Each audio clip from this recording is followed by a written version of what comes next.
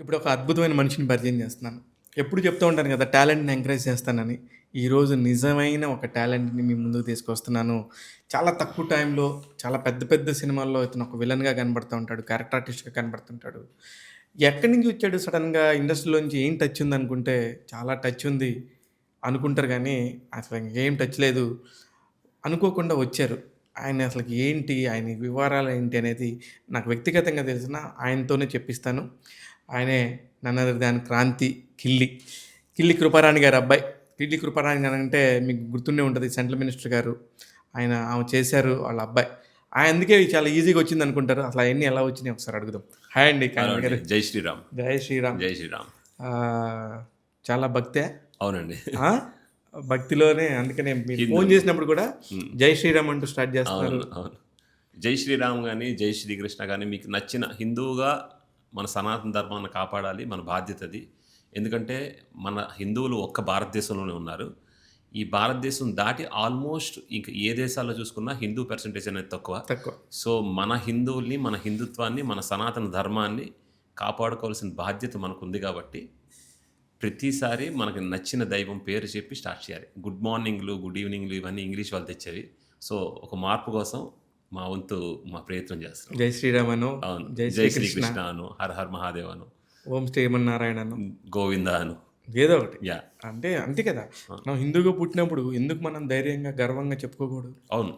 మన ధర్మాన్ని ఎందుకు మనం కాపాడుకోకూడదు? కాపాడకూడదు. అవును. నిజమే కదా! అదొక హాయ్ పలకరింపు హాయ్. లాగానే అవును. అవును. ఇది ఒక పలకరింపు. కరోనా వచ్చిన తర్వాత అందరికీ తెలిసింది. కరోనా ముందు అందరూ షేక్ హ్యాండ్స్ ఇచ్చుకునేవారు. హ్మ్. అక్కడ నమస్కారం విలువ తెలిసింది. అవును. నమస్కారం అనేది హిందుత్వానికి సంబంధించింది. సనాతనానికి సంబంధించింది. కరెక్ట్. సో, అప్పటి నుంచున్న ఏదవని ఇప్పుడు వాస్తు గాని, హ్మ్. న్యూమరాలజీ గాని, జాతకాలు గాని, ఎటువంటివి సంబంధించినవైనా అన్నీ సనాతనంకి, శాస్త్రానికి సంబంధించినవే.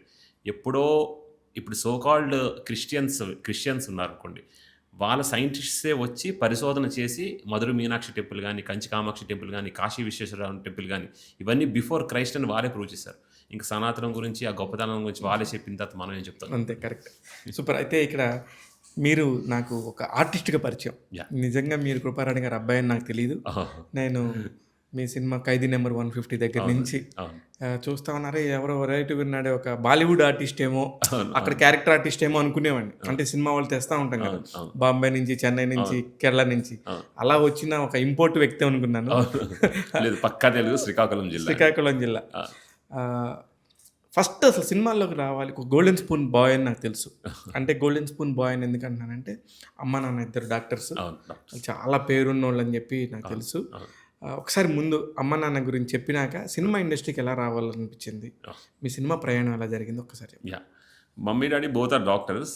మమ్మీకి, డ్యాడీకి మ్యారేజ్ అవ్వక ముందు డ్యాడీ చిరంజీవి గారు చాలా best friends. Oh! 40 years back నుంచి డ్యాడీ చిరంజీవి గారు ఫ్రెండ్స్. వెంకట్రావు గారు, చిరంజీవి గారు వాళ్ళ ఫాదర్ కళ్యాణ్ గారిని, నాగబాబుని, చిరంజీవి గారిని ఎలా చూసుకున్నారు, డ్యాడీని కూడా అలాగే చూసేవారు. సో, చిరంజీవి గారితో చాలా ఇయర్స్ డ్యాడీ సెయిల్ అయ్యారు. యాక్చువల్‌గా daddy art director. Okay. Arts ఇవన్నీ వేసేవారనమాట. సో, అంటే ఆయన గుంటూరు మెడికల్ కాలేజ్‌లో చదువుతూ చిరంజీవి గారితో పాటు సేల్ అయ్యేవారు. ఓకే. అప్పట్లో చిరంజీవి గారు వాళ్ళ ఫాదర్ కూడా చిరంజీవి గారికి అందరూ చెప్పేవారు, "అరేయ్! చూడండిరా వాడు డాక్టర్ చదువుకున్నాడు. మీరు చదువుకోండిరా." అంటే చిరంజీవి గారు అంత కష్టపడి స్వయం కృషితో మెగాస్టార్ అవుతారని ఎక్స్‌పెక్ట్ చేయరు కదా! ఏ ఇంట్లోనైనా "అరేయ్! నువ్వు డాక్టర్ అవ్వు, లాయర్ అవ్వు, ఇంజినీర్ అవ్వు" అంటారు గానీ అవును. వాళ్ళ మెగాస్టార్ అవ్వమని ఆ! ఎవరు అనరు కదా! సో, నా రిక్వెస్ట్ ఏంటంటే ఎవ్వరవ్వని వాళ్ళ పిల్లలకి నచ్చి ఏం చేస్తారంటే దానికి సపోర్ట్ చేస్తే వాళ్ళు పీక్స్‌కెళ్తారు. చిరంజీవి గారు ఈస్ ద బెస్ట్ ఎగ్జాంపుల్. వాళ్ళ నాన్నగారు ఆ రోజు ఆయన మాట ముందు నమ్మకపోయినా తర్వాత నమ్మి ఎంకరేజ్ చేశారు కాబట్టి చిరంజీవి గారు ఈరోజు ఈ స్థాయిలో ఉన్నారు. కరెక్ట్. చిరంజీవి గారు డాడీ సెయిలింగ్ అవుతున్న టైంలో మమ్మీకి, డాడీకి మ్యారేజ్ అయింది. సో, మమ్మీ ఎందుకండి మనకి ఈ సినిమాలు విల్ డూ అవర్ ప్రొఫెషన్ అని they started their medical thing. Okay. అలాగా మా ఫాదర్ ఒక రూ. 7తో టెక్కలికొచ్చారు. అంటే హ్మ్. ఇప్పుడున్న మా ఊరు మీ టెక్కల్. ఊరు టెక్కల్. హ్మ్. రూ. 7తో స్టార్ట్ చేసి ఆయన కష్టపడి మెడిసిన్ అంతా అందరికీ సర్వీస్ అవి చేసేవారు. అప్పట్లో ఎంత మంచి డాక్టర్ అంటే మా టెక్కల్ నుంచి వైజాగ్ 150 కిలోమీటర్స్ దూరం ఉంటే ఆహ్, డాక్టర్ గారైతే సర్జరీ చేస్తారు. అంటే ఫ్రీగా చేస్తారు. అంటే ఫర్ తక్కువ. ఎగ్జాంపుల్ తక్కువలో చేస్తారని చెప్పి అంత దూరం నుంచి కూడా వచ్చేవారు. ఫర్ ఎగ్జాంపుల్ ఎవరైనా ఇప్పుడు మన అఖండ సినిమాలో బాలకృష్ణ గారు డాక్టర్ రోల్ ఎలా చేశారో అలాగా ఎవరైనా వచ్చి సర్జరీ చేసుకొని 10,000 అప్పుడులో సిజేరియన్ సర్జరీ అయితే వాళ్ళకు 500,000 రూపీస్ ఇస్తే అయ్యో వీళ్ళ దగ్గర డబ్బులు లేదేమో అని అర్థం చేసుకొని అప్పట్లో అంబాసిడర్ కార్లో ఆయన డ్రైవింగ్ చేసుకొని ఆర్టీసీ కాంప్లెక్స్ వరకు వాళ్ళకి పట్టుకెళ్ళి తిరిగి వాళ్ళు ఇచ్చిన డబ్బులు వాళ్ళకి ఇచ్చి బస్ టికెట్ తీసి పంపించేవారు. అంటే వాళ్ళకి డబ్బులు లేదని అర్థం చేసుకున్నారు. ఆ రకంగా అలాగా కొన్ని రోజుల తర్వాత free water service, free medical service ఇవన్నీ చేసిన తర్వాత ఒకరోజు నైట్ కాంగ్రెస్ పార్టీ నుంచి కాల్ వచ్చింది. నైట్ 11:30, 12కి we're calling from New Delhi. You need to present in Delhi in 24 hours. We're calling from the Congress committee అని గులాం నబీ ఆజాద్ అప్పుడు జమ్మూ అండ్ కాశ్మీర్ సీఎం మాట్లాడారు.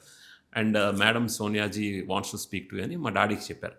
సో సోనియా గాంధీ గారు అప్పుడు ఎర్రనాయుడు గారు అప్పటికి 4 సార్లు ఎంపీ, 4 సార్లు ఎమ్మెల్యే, ఒకసారి సెంట్రల్ మినిస్టర్. మాకు రాజకీయాలు ఏబిసిడీలు కూడా తెలియవు. మేము ఎక్స్పెక్ట్ చేస్తుంది ఎమ్మెల్యే స్థాయి వరకే. మా స్థాయి అప్పుడులో మేము చేసిన సర్వీసు అక్కడ వరకే తెలుసు. మా ఒక్క టెక్కల్ నియోజకవర్గం వరకు తెలుసు. జిల్లా మొత్తం మాకు ఏమీ తెలియదు. సోనియా గాంధీ గారు ఫోన్ చేసి మీరు ఎంపీగా చేయాలండి, డాడీనే మదర్ని కాదు, ఎంపీగా చేయాలండి ఎర్రనాయుడుకి ఆపోజిట్గా. అంటే నో మేడం, అసలు మాకు ఏబిసిడీలు కూడా తెలియదు రాజకీయాల్లో. ఎమ్మెల్యే ఇస్తే మేము ఇక్కడ గెలుస్తాం కానీ మాకు ఆ పట్టు ఉంది కానీ అసలు మేము రాజకీయాల్లోకి రావాలని కూడా అనుకోవట్లేదు. మీ లాటలు చెప్పారు కాబట్టి ఎమ్మెల్యే పోటీ చేస్తాం అన్నాం. No you are the perfect candidate to participate as member of parliament against Yerrannaidu garu. Why? Because your caste equations will be more positive to win. So you are the candidates, you just come to Delhi, will speak అని అన్నారు. అంటే I let you know in 30 minutes అని daddy phone పెట్టేశారు. Night 11:30. 12:30 అయింది. Again మళ్ళీ call వచ్చింది. Call వచ్చిన తర్వాత okay madam, we are contesting as MP for Srikakulam, but I'm not the candidate, my wife is the candidate అని అన్నారు.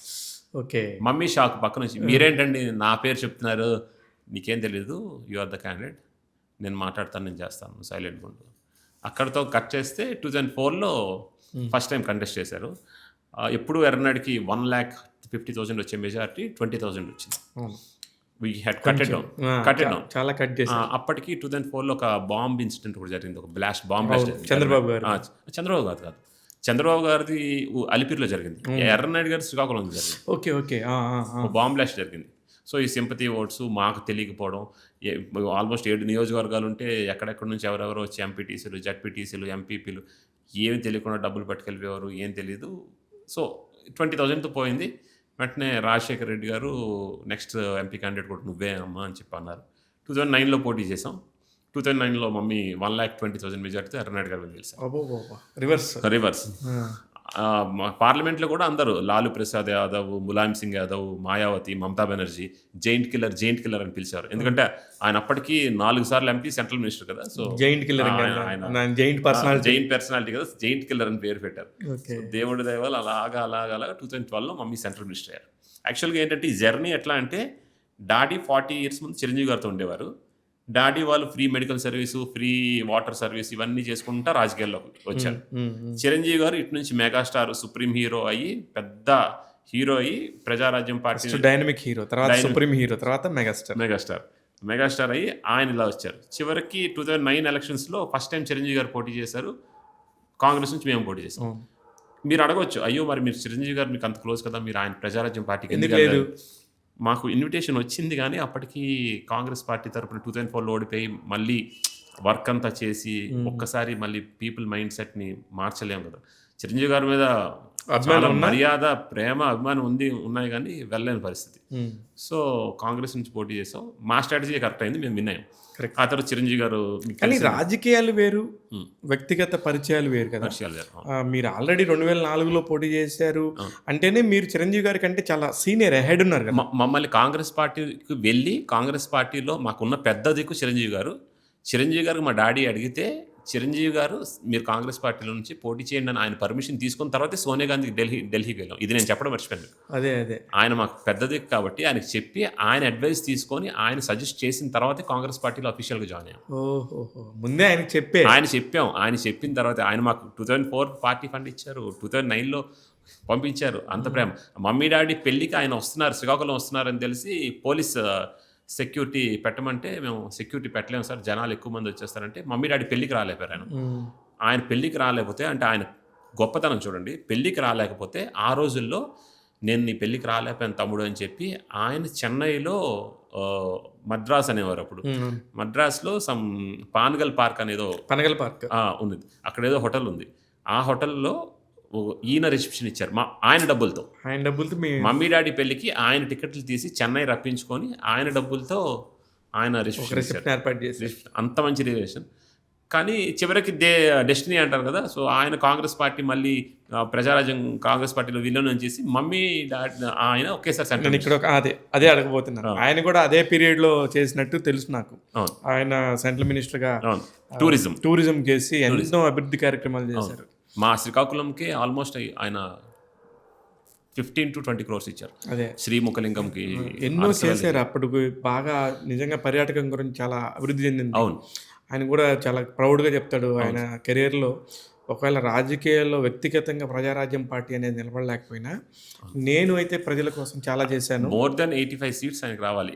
ఆల్మోస్ట్ 85 సీట్లలో 1000-1500తో ఓడిపోయారు. అంటే he have vote share, he have acceptance in people, but due to 3 parties contestants కానీ ఇప్పుడు ఇది అసందర్భమైన question అనుకుంటే ఇప్పటికీ ఆయన స్టిల్ ప్రజారాజ్యంగా కంటిన్యూ చేస్తే ఈరోజు ఉండేవాళ్ళు కదా. 2014 ఆయన సీఎం అండి.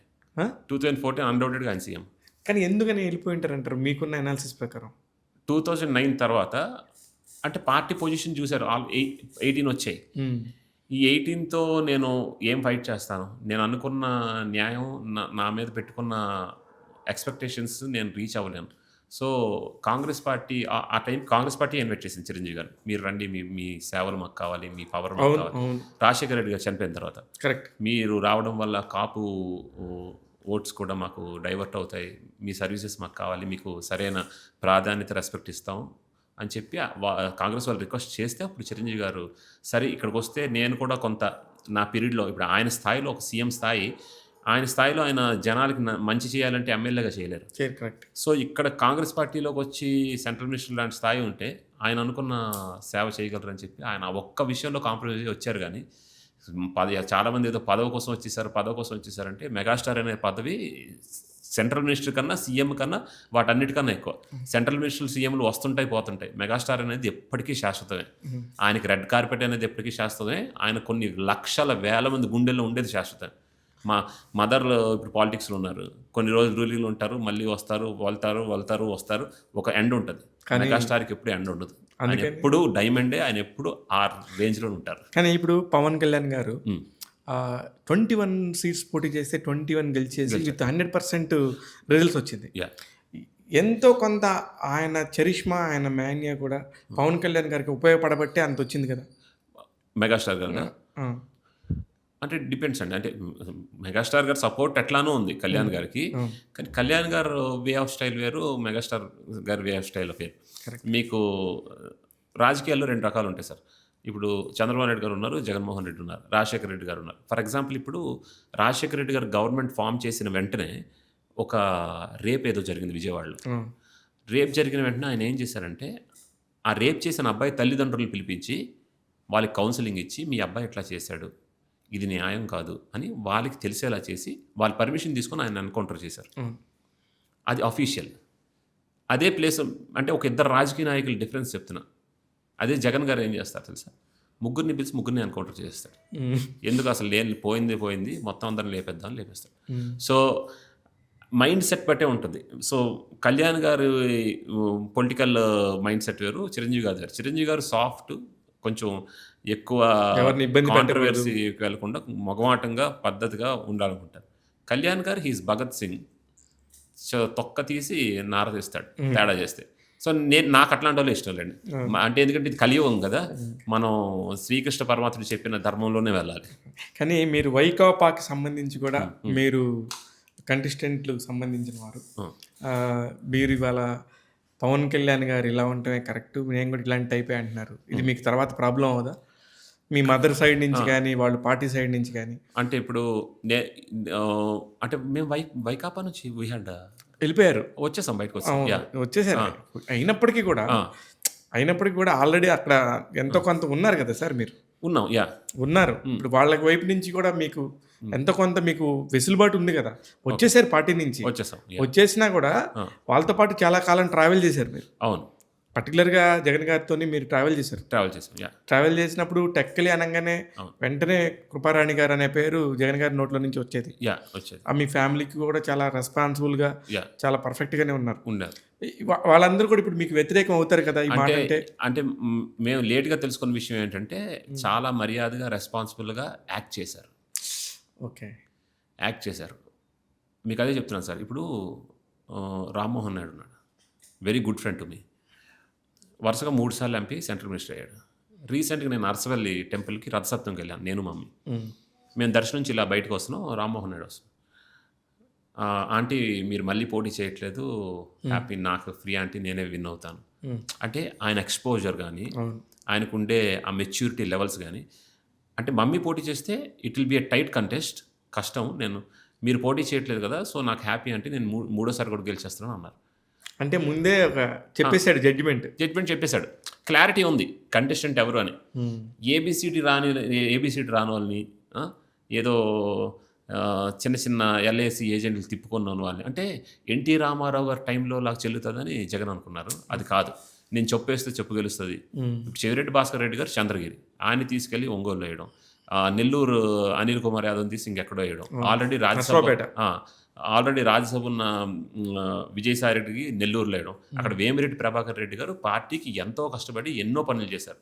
ఆయన వాళ్ళ వైఫ్కి ఎమ్మెల్యే టికెట్ అడిగితే నేను ఇవ్వను అన్నాడు. హ్మ్. ఆయన అక్కడ చాలా కావాల్సిన నాయకుడు. ఏమై ఉంటదంటారు సడన్‌గా ఆయనకి?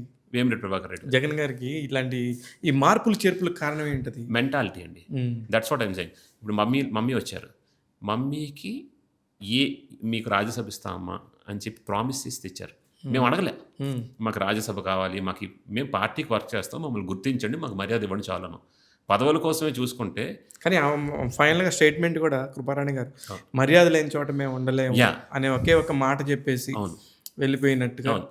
అదే సార్. ఇదంతా యాక్ట్ చేశాడు బాగా. అంటే మర్యాద ఉన్నట్టు, ప్రేమ ఉన్నట్టు, ఇగోటమ్మా మీకు నెక్స్ట్ టైం రాజ్యసభ ఇస్తున్నాను, ఇగో నెక్స్ట్ టైం ఇది ఇస్తున్నాను, chief secretary to AP government in New Delhi ఇస్తున్నాను, మినిస్టర్ లెవెల్, క్యాబినెట్ ర్యాంక్, ఇట్లా మాటలు చెప్తూ ఇవన్నీ మేము అడగలే.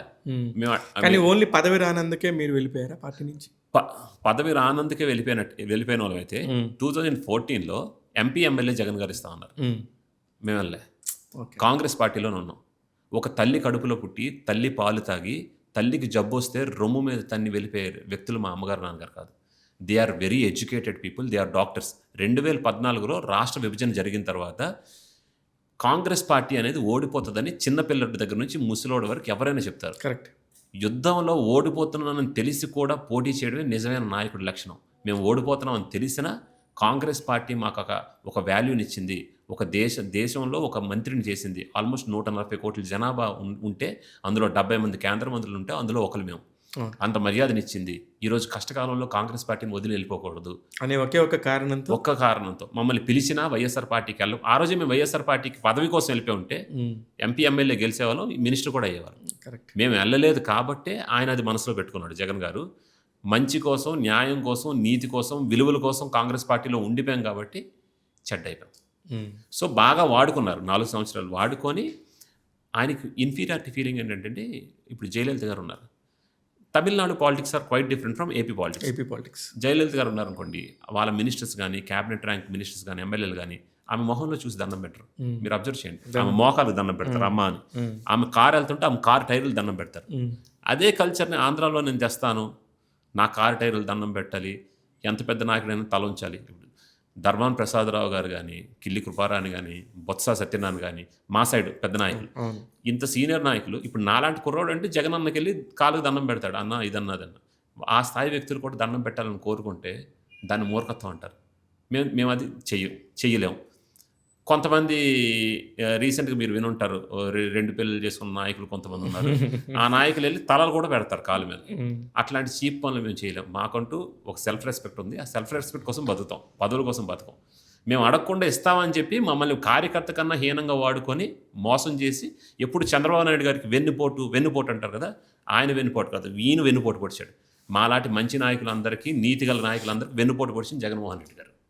అది ఆయన తెలుసుకోవాలి. ఈరోజు ఏమైంది? భగవంతుడనే ఉన్నాడు. ప్రతి స్పీచ్లో ఆ భగవంతుడిదయ్యా, ఆ భగవంతుడిదయ్యా, మీ తల్లిదండ్రులదయ్యా, అక్క చెల్లెమ్మలదయ్యా అంటాడు కదా. ఈరోజు భగవంతుడిదయ్యా ఎంత బాగుందో మీ అందరికి తెలిసింది. కరెక్ట్. అయితే సరే ఒకసారి మళ్ళీ సినిమాకొద్దాం. రాజకీయాలు బాగా హీట్‌లో ఉన్నారు. యాహ్! యాహ్! మంచిగా టీ యాహ్! తాగండి. యాహ్! ఫస్ట్ మీరు బాగా కొంచెం పేరు వచ్చిన సినిమా అయితే 'ఖైదీ నంబర్ 150'. ఉప్పెన. 'ఖైదీ నంబర్ 150' అంటే నాకు ఏంటంటే చిరంజీవి గారి ఫస్ట్ ఫిల్ము, నా ఫస్ట్ ఫిల్ము చిరంజీవి గారి రీ ఎంట్రీ ఫిల్మ్‌లో ఉండాలని. ఉండాలని. అంటే చిరంజీవి గారు లెజెండ్. నేనంటుంది అక్కడే. నేను ఫస్ట్ మిమ్మల్ని చూసింది అక్కడే. ఓహ్!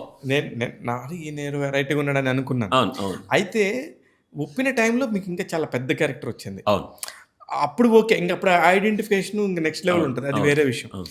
ఈ 'ఖైదీ నంబర్ 150'కి రావడానికి చిరంజీవి గారు ఎలా సాయం చేశారు? ఆ! మీరు మీ పాయింట్ ఆఫ్ వ్యూలో మీరెంత సాధన చేశారు? మీరు డెఫినిట్‌గా నెపోటిజం కిడ్డేనా? లేకపోతే ఏంటి? అయ్యో! అస్సలు కాదు. అంటే యాక్చువల్‌గా చాలామంది ఏమనుకుంటారంటే ఇప్పుడు నా నా నేను దేవుడిని నమ్ముతాను సార్. దేవుడికి నేను ఒక 3 సంవత్సరాలు పూజ చేసుంటా. దేవుడా! దేవుడా! దేవుడా! దేవుడా! నేను చిరంజీవి గారి రీ ఎంట్రీతో నా ఎంట్రీ అవ్వాలి, నా ఎంట్రీ అవ్వాలని 100 సార్లు దండం పెట్టుకున్నా. ఓకే.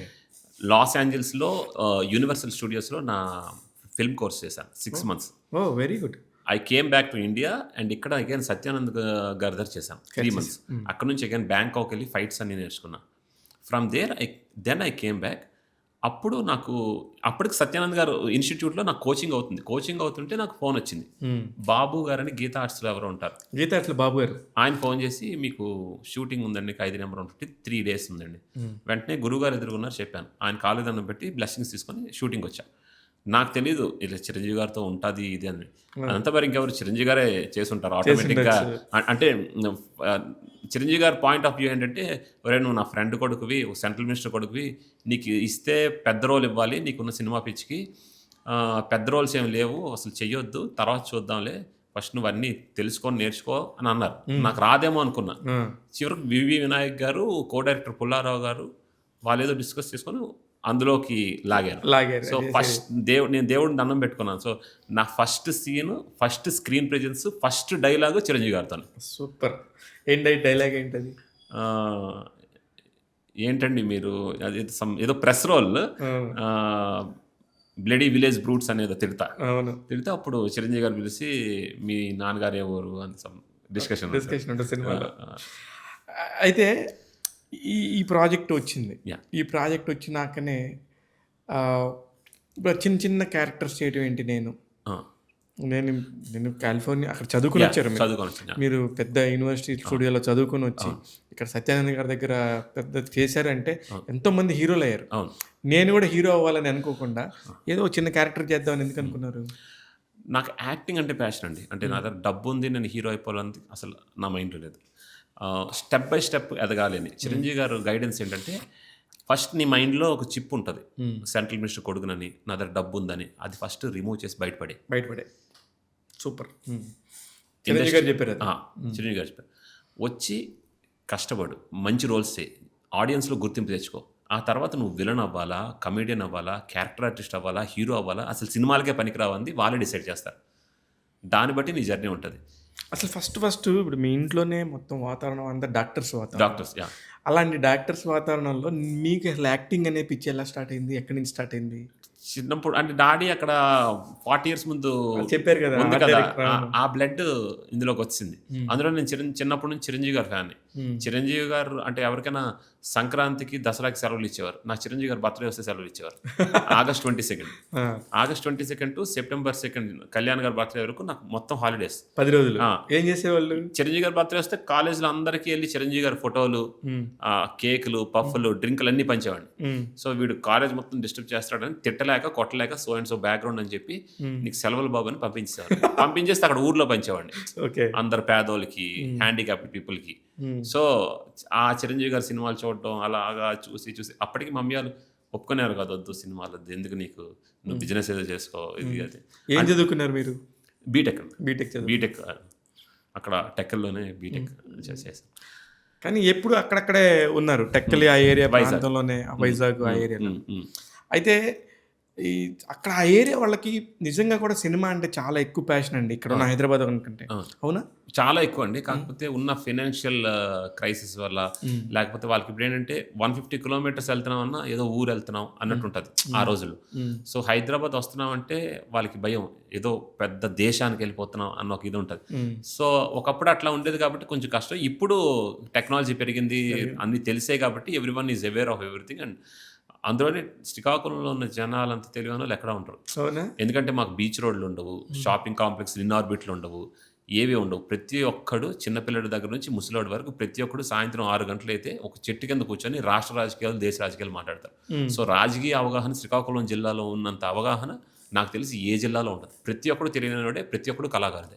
అందుకనే అన్ని విషయాల గురించి మాట్లాడుతూ ఉంటే ఎన్ని రిజిస్టర్ అయిపోతూ ఉంటాయి కదా చిప్లోకి. అవును, అలా అంటారా? అవును, అవును. యా. అయితే ఇప్పుడు మీ సినీ రంగ ప్రవేశం అరంగేట్రం మీరు అనుకున్నట్టే జరిగింది. అవును, కానీ అలాగే ఒక క్యారెక్టర్ ఆర్టిస్ట్ లాగా అలా ఆగిపోదామని ఎప్పుడు అనుకోరు కదా. అవును. What is your target? Target అంటే ఆహ్, ఇదే ఇప్పుడు 'ఖైదీలో' ఒక చిన్న రోల్ చేశాను. అంతకన్నా 'ఉప్పెన'లో పెద్దది చేశాను. అందరు డైరెక్టర్స్ ఒకే పాయింట్ ఆఫ్ వ్యూలో చూస్తారనుకోలేం. సో ఎప్పుడైతే ఒక డైరెక్టర్ మనం డిఫరెంట్‌గా చూపిస్తాడో అప్పుడే ఇంకో డైరెక్టర్ దాన్ని బేస్ చేసుకొని మన మీద రిస్క్ చేయగలడు. ఓకే. 'హరీష్ శంకర్' గారు ఇప్పుడు నా ఏజ్ సమ్ 30 ఇయర్స్. 'జగపతి బాబు' గారు నాకు డబుల్ ఉంటారు. రీసెంట్‌గా 'మిస్టర్ బచ్చన్‌లో' జగపతి గారు తమ్ముడిగా యాక్ట్ చేశారు. ఆయనకి నేను తమ్ముడు అంటే సూట్ అవ్వను. కానీ అది మ్యాచ్ చేసి ఒక రిస్క్ చేసి 'హరీష్' గారు నాకు లైఫ్ ఇచ్చారు. బాగుంది మీ క్యారెక్టర్. సో లైఫ్ ఇచ్చారు. నేను సినిమా నుంచి రెండే కోరుకుంటాను సార్. ఒకటి మంచి గుర్తింపు, పేరు, లేదంటే అవకాశాలు. మనం సినిమా చేసామంటే దానివల్ల 2 రావాలి. ఈ రెండిట్లో ఏ ఒకటి వచ్చినా నేను హ్యాపీ. 2 వస్తే ఇంకా హ్యాపీ. నేను చేసిన 9 సినిమాల్లో 6 సినిమాలు 100 కోట్ల గ్రాసు, అవును. ఒక సినిమా యావరేజ్, ఒక సినిమా హిట్, ఒక సినిమా ఫ్లాప్. ఇది ఫ్లాప్. ఈ ఫ్లాప్ సినిమా వచ్చింది అని నేను బాధపడక ముందే నాకు గురువు గారు, నా బాస్, నా దేవుడు, నా బ్యాక్ అండ్ సపోర్టు విశ్వప్రసాద్ గారు, people media Vishwaprasad garu. They are very good family friends. అంటే టీజీ వెంకటేష్ అంకుల్, మమ్మీ ఒకేసారి అనిపిస్తుంది. So very good family friends. Vishwaprasad garu పిఎంఎఫ్లో సంబంధించిన ఒక డైరెక్టర్ 'మిస్టర్ బచ్చన్' మూవీ చూశారు. ఓకే. అందులో నేను వస్తున్నప్పుడల్లా డైరెక్టర్ ఫొటోస్ తీసుకుంటున్నాడంట. సినిమా నుంచి బయటకు వచ్చిన తర్వాత విశ్వ గారికి ఫోటో చూపించి, సార్ ఈయన కావాలి, మనం చేస్తున్న సినిమాలో 2 లీడ్స్ కదా, ఈయన ఒక లీడ్గా కావాలని అడిగారు. సినిమా పోయినా నాకు అవకాశం వచ్చింది కదా, సో ఐఎమ్ హ్యాపీ. ఇప్పుడు పిఎంఎఫ్లో మెయిన్ లీడ్లో 2 మెయిన్ లీడ్స్లో 'మ్యాడ్ జాతిరత్నం' లాంటి ఒక సినిమా, ఒక ఫన్ సినిమా మెయిన్ లీడ్గా చేస్తున్నాడు. ఇంకొక లీడ్ ఎవరు? ఇంకొక lead yet to be decided. 2-3 names are in reference. Very good. అయితే మొత్తానికి మీరు అనుకున్న టార్గెట్ అయితే రీచ్ అవుతున్నారు. దేవుడి దయ వల్ల. ఇప్పుడు 9 సినిమాల్లో 6 సినిమాలు హిట్లు కదా, 100 కోట్లు అన్నారు కదా. 6 సినిమాలు ఏంటి మీ నోటితో చెప్పేసి నాకు తెలుసు. 'ఖైదీ నెంబర్ 150, క్రాక్, వీరసింహారెడ్డి, ఉప్పెన,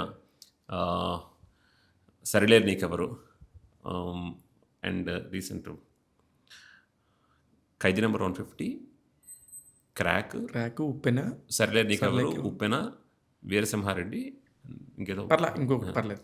అయితే ఇప్పుడు సార్ ఈ 9 సినిమాల్లోనే ఇంత గుర్తింపు తెచ్చుకున్నారు కదా, ఇప్పుడు what is your target, main target? ఇంకా నా ఓవరాల్ టార్గెట్ ఏంటంటే రేపు నాకు రాజకీయాల్లోకి వెళ్ళాలని ఒక ఎయిమ్ ఉంది సార్. ఉంది. అది నేను అడుగుతాను నెక్స్ట్ క్వశ్చన్. ఉంది 100%. అంటే నాకెంత కాన్ఫిడెన్స్ అంటే ఇప్పుడు కళ్యాణ్ గారు ఎంత ఫైర్లో ఉంటారు అంటే, కళ్యాణ్ గారు బిగ్గెస్ట్ ఇన్స్పిరేషన్. 2 స్థానాల్లో పోటీ చేసి ఓడిపోయి భయపడకుండా, వెనకడుగు వేయకుండా, ఆయనకి ఇక్కడ ఎంత రాచమర్యాదలు ఉంటాయో మనకు తెలుసు, బయట వారికి తెలియదు. అమ్మో, అట్లాంటి కళ్యాణ్ గారు అన్ని మర్యాదలు కూడా పక్కన పెట్టి వెనకడుగు వేయకుండా మళ్ళీ ధైర్యంగా పోటీ చేసి పిఠాపురం ఎమ్మెల్యే గెలిచి డీసీఎం అయ్యారు, డిప్యూటీ చీఫ్ మినిస్టర్ అయ్యారు. So biggest inspiration. అంటే 2 దగ్గరలు ఓడిపోయావు నువ్వు పనికిరావు అని అన్న నోళ్ళన్నీ మూయించి ఆయన ఒక స్థాయికి వెళ్ళాడు. అదేవిధంగా నేను రేపు జనాల ముందుకు వెళ్ళేటప్పుడు కళ్యాణ్ గారు ఎంత కష్టపడి వెళ్ళారో అదేవిధంగా ఇప్పుడు జగన్ గారు తీసుకోండి, రాజశేఖర రెడ్డి గారి పేరు మీద వచ్చారని అంటారు, కానీ కళ్యాణ్ గారిని చిరంజీవి గారి పేరు మీద వచ్చారన్నారు. చిరంజీవి గారి పేరు మీద ఎవరూ రారు సార్. కరెక్ట్. రామ్ చరణ్ రారు, అల్లు అర్జున్ రారు, ఎవరూ రారు. వాళ్ళు ఓన్లీ చిరంజీవి గారు అల్లుడిని, చిరంజీవి గారు కొడుకునని చెప్పుకునే అదృష్టం తప్ప వాళ్ళు కష్టపడితేనే వాళ్ళ కెరీర్లో ఫెచ్ అవుతారు. 100% అండి. అందుకే నేను ఇందాక మిమ్మల్ని నెపోటిజం కిడ్ అని అడిగింది. కాదు, నాట్ ఎట్ ఆల్. అసలు నేను రాజకీయం గురించే కాదు, నేను ఇలా రావాల్సి కాబట్టి, నేను కష్టపడ్డాను కాబట్టి చిన్న క్యారెక్టర్ అయినా ఏదైనా చేస్తానని చెప్పించడానికి. అంటే నా ఉద్దేశం, నెపోటిజం ఎంతోమంది మనవాళ్ళు ఉంటారు, కొడుకులు ఉంటారు, అందరూ వచ్చి హీరోలు అయ్యి ఇక్కడ ఏలుబడరు. జస్ట్ ఒక ఎంట్రీ ఉంటుంది అంతే. జస్ట్ ఆ ఎంట్రీ ఎక్కడ దొరుకుతుంది, సినిమా ఓపెనింగ్ చేసి కొబ్బరికాయ కొడతాం వరకు ఉపయోగపడింది తప్ప అవును. ఆ తర్వాత అంతా మీరే చేయాలి కదా. అంతే కదా, అంతా మేమే కష్టపడాలి, అదృష్టం కలిసి రావాలి, కరెక్ట్. మనకు తగ్గ జనం యాక్సెప్ట్ చేయాలి. జనం యాక్సెప్ట్ చేయాలి, మనకు తగ్గ క్యారెక్టర్ సినిమాలో ఉండాలి, దానికి మనం సూట్ అవ్వాలి, అదంతా ఎడిటింగ్లో పోకుండా ఉండాలి, సినిమా హిట్ అవ్వాలి, ఇవన్నీ ఉంటాయి మనం బయటికి రావాలంటే. సో నేను రేపు జనాల ముందుకెళ్ళి ఓటు అడిగేటప్పుడు నేను క్రాంతి కిల్లీగా వెళ్ళాలి, కానీ కృపారాయణ గారి కొడుకుగా వెళ్ళకూడదు. వెళ్ళకూడదు. కరెక్ట్. ఏవైనా మంచి చేస్తే ఒరే వాళ్ళ అమ్మగారు మంచి చేశారు, వీడు మంచి చేస్తున్నారు అలా చెప్పుకోవచ్చు. కానీ ఇప్పుడు ఆల్రెడీ 2024 సార్, 2034 నేను వెళ్ళే టైం కల్లా పీపుల్ మైండ్ సెట్ మారిపోతుంది. అంటే 10 ఏళ్ళు మాత్రమే సినిమా ఇండస్ట్రీ కేటాయించుకున్నారా? అలా లేదు, కళామతల్లి నొదలను ఎన్టీ రామారావు గారు చేయలేదా, ఇప్పుడు కళ్యాణ్ గారు చేయట్లేదా, అంత పెద్ద పెద్ద వాళ్ళు చేశారు. సూపర్. ఆటోమేటిక్గా అది బ్లడ్లో ఉంటుంది సార్. సార్ ఒక మనిషి చచ్చిపోయాడు అనుకోండి, 6 అడుగులు గొయ్యి తీసి పాతేస్తారు. కరెక్ట్. అదే ఒక సినిమా మీద ప్యాషన్ ఉన్న నాలంటోడిని బతుకుంటుండగా 1000 అడుగులు గొయ్యి తీసి పాతినా ఆడు బయటకు వచ్చేస్తాడు. అది సినిమా పిచ్చున్న మాలాంటి వాళ్ళకి తెలుస్తుంది, అది బయట వాళ్ళు చెప్పినా అర్థం కాదు. సో ఆటోమేటిక్గా ఎక్కడున్నా దీని మీద ఆ మర్యాద ఉంటుంది, ఇంత గుర్తింపు తెచ్చిన సినిమా మీద మర్యాద ఉంటుంది, చివరి వరకు ఉంటాయి. మన జీవితంలో 3 నిజాలు సార్. 1 జననం, 2 మరణం, 3వది బతికున్నంతకాలం నువ్వు దేవుడికి ఎంత సేవ చేసావు అనేది నిజం. మనం మన ఆత్మ వదిలి వెళ్ళిపోయిన తర్వాత ఇక్కడ 2 నిజంగా ఉంటాయి. 1 దేవుడు ఆలయం, 2 నువ్వు చేసిన సినిమా. నేను బతుకున్న లేకపోయినా సినిమా బతుకుంటుంది. కరెక్ట్. నేను చనిపోయినా సినిమాలో బతుకుంటా. సార్ సూపర్ ఫిలాసఫీ చెప్పారు. ఎంత రీసెర్చ్ చేశారో తెలియదు కానీ ఇట్స్ ఎక్స్ట్రీమ్లీ గుడ్ ఫిలాసఫీ అండి. నేను కూడా సినిమా గురించి మాట్లాడేటప్పుడు ఎప్పుడైతే చెప్తా, మీరు ఒక ఫ్రేమ్లో నటిస్తున్నారంటే ఇట్స్ కాల్డ్ బి హిస్టరీ. మీరు ఖచ్చితంగా హిస్టరీలో ఉంటారు. అది చిన్న సినిమా నా, పెద్ద సినిమా నా, చిన్న యాక్టింగ్ పెద్ద, ఎక్కడైనా ఎవరన్నా ఒకళ్ళని ఫోటో అడుగుతారు, వాళ్ళు ఎక్కడ యాక్ట్ చేశారంటే ఆ చూసినోడికి తెలుసు ఆ ఇంపాక్ట్. మిగతా వాళ్ళకి ఎలా తెలిసింది? అంతే కదా. అలాగే భక్తి అనే టాపిక్ వచ్చింది కాబట్టి మాట్లాడుతున్నాను. మీ ఏజ్కి మీరు మాట్లాడే దేవుడు దానికి అసలు సింక్ అవ్వట్లేదు. అందులోనే సినిమా ఇండస్ట్రీకి సంబంధించిన వ్యక్తి ఫస్ట్ టైం ఒక సినిమా వ్యక్తి దేవుడి గురించి ఇంతసేపు మాట్లాడుతున్నాడు. 30-32 ఏళ్ల మధ్యలో ఒక వ్యక్తి.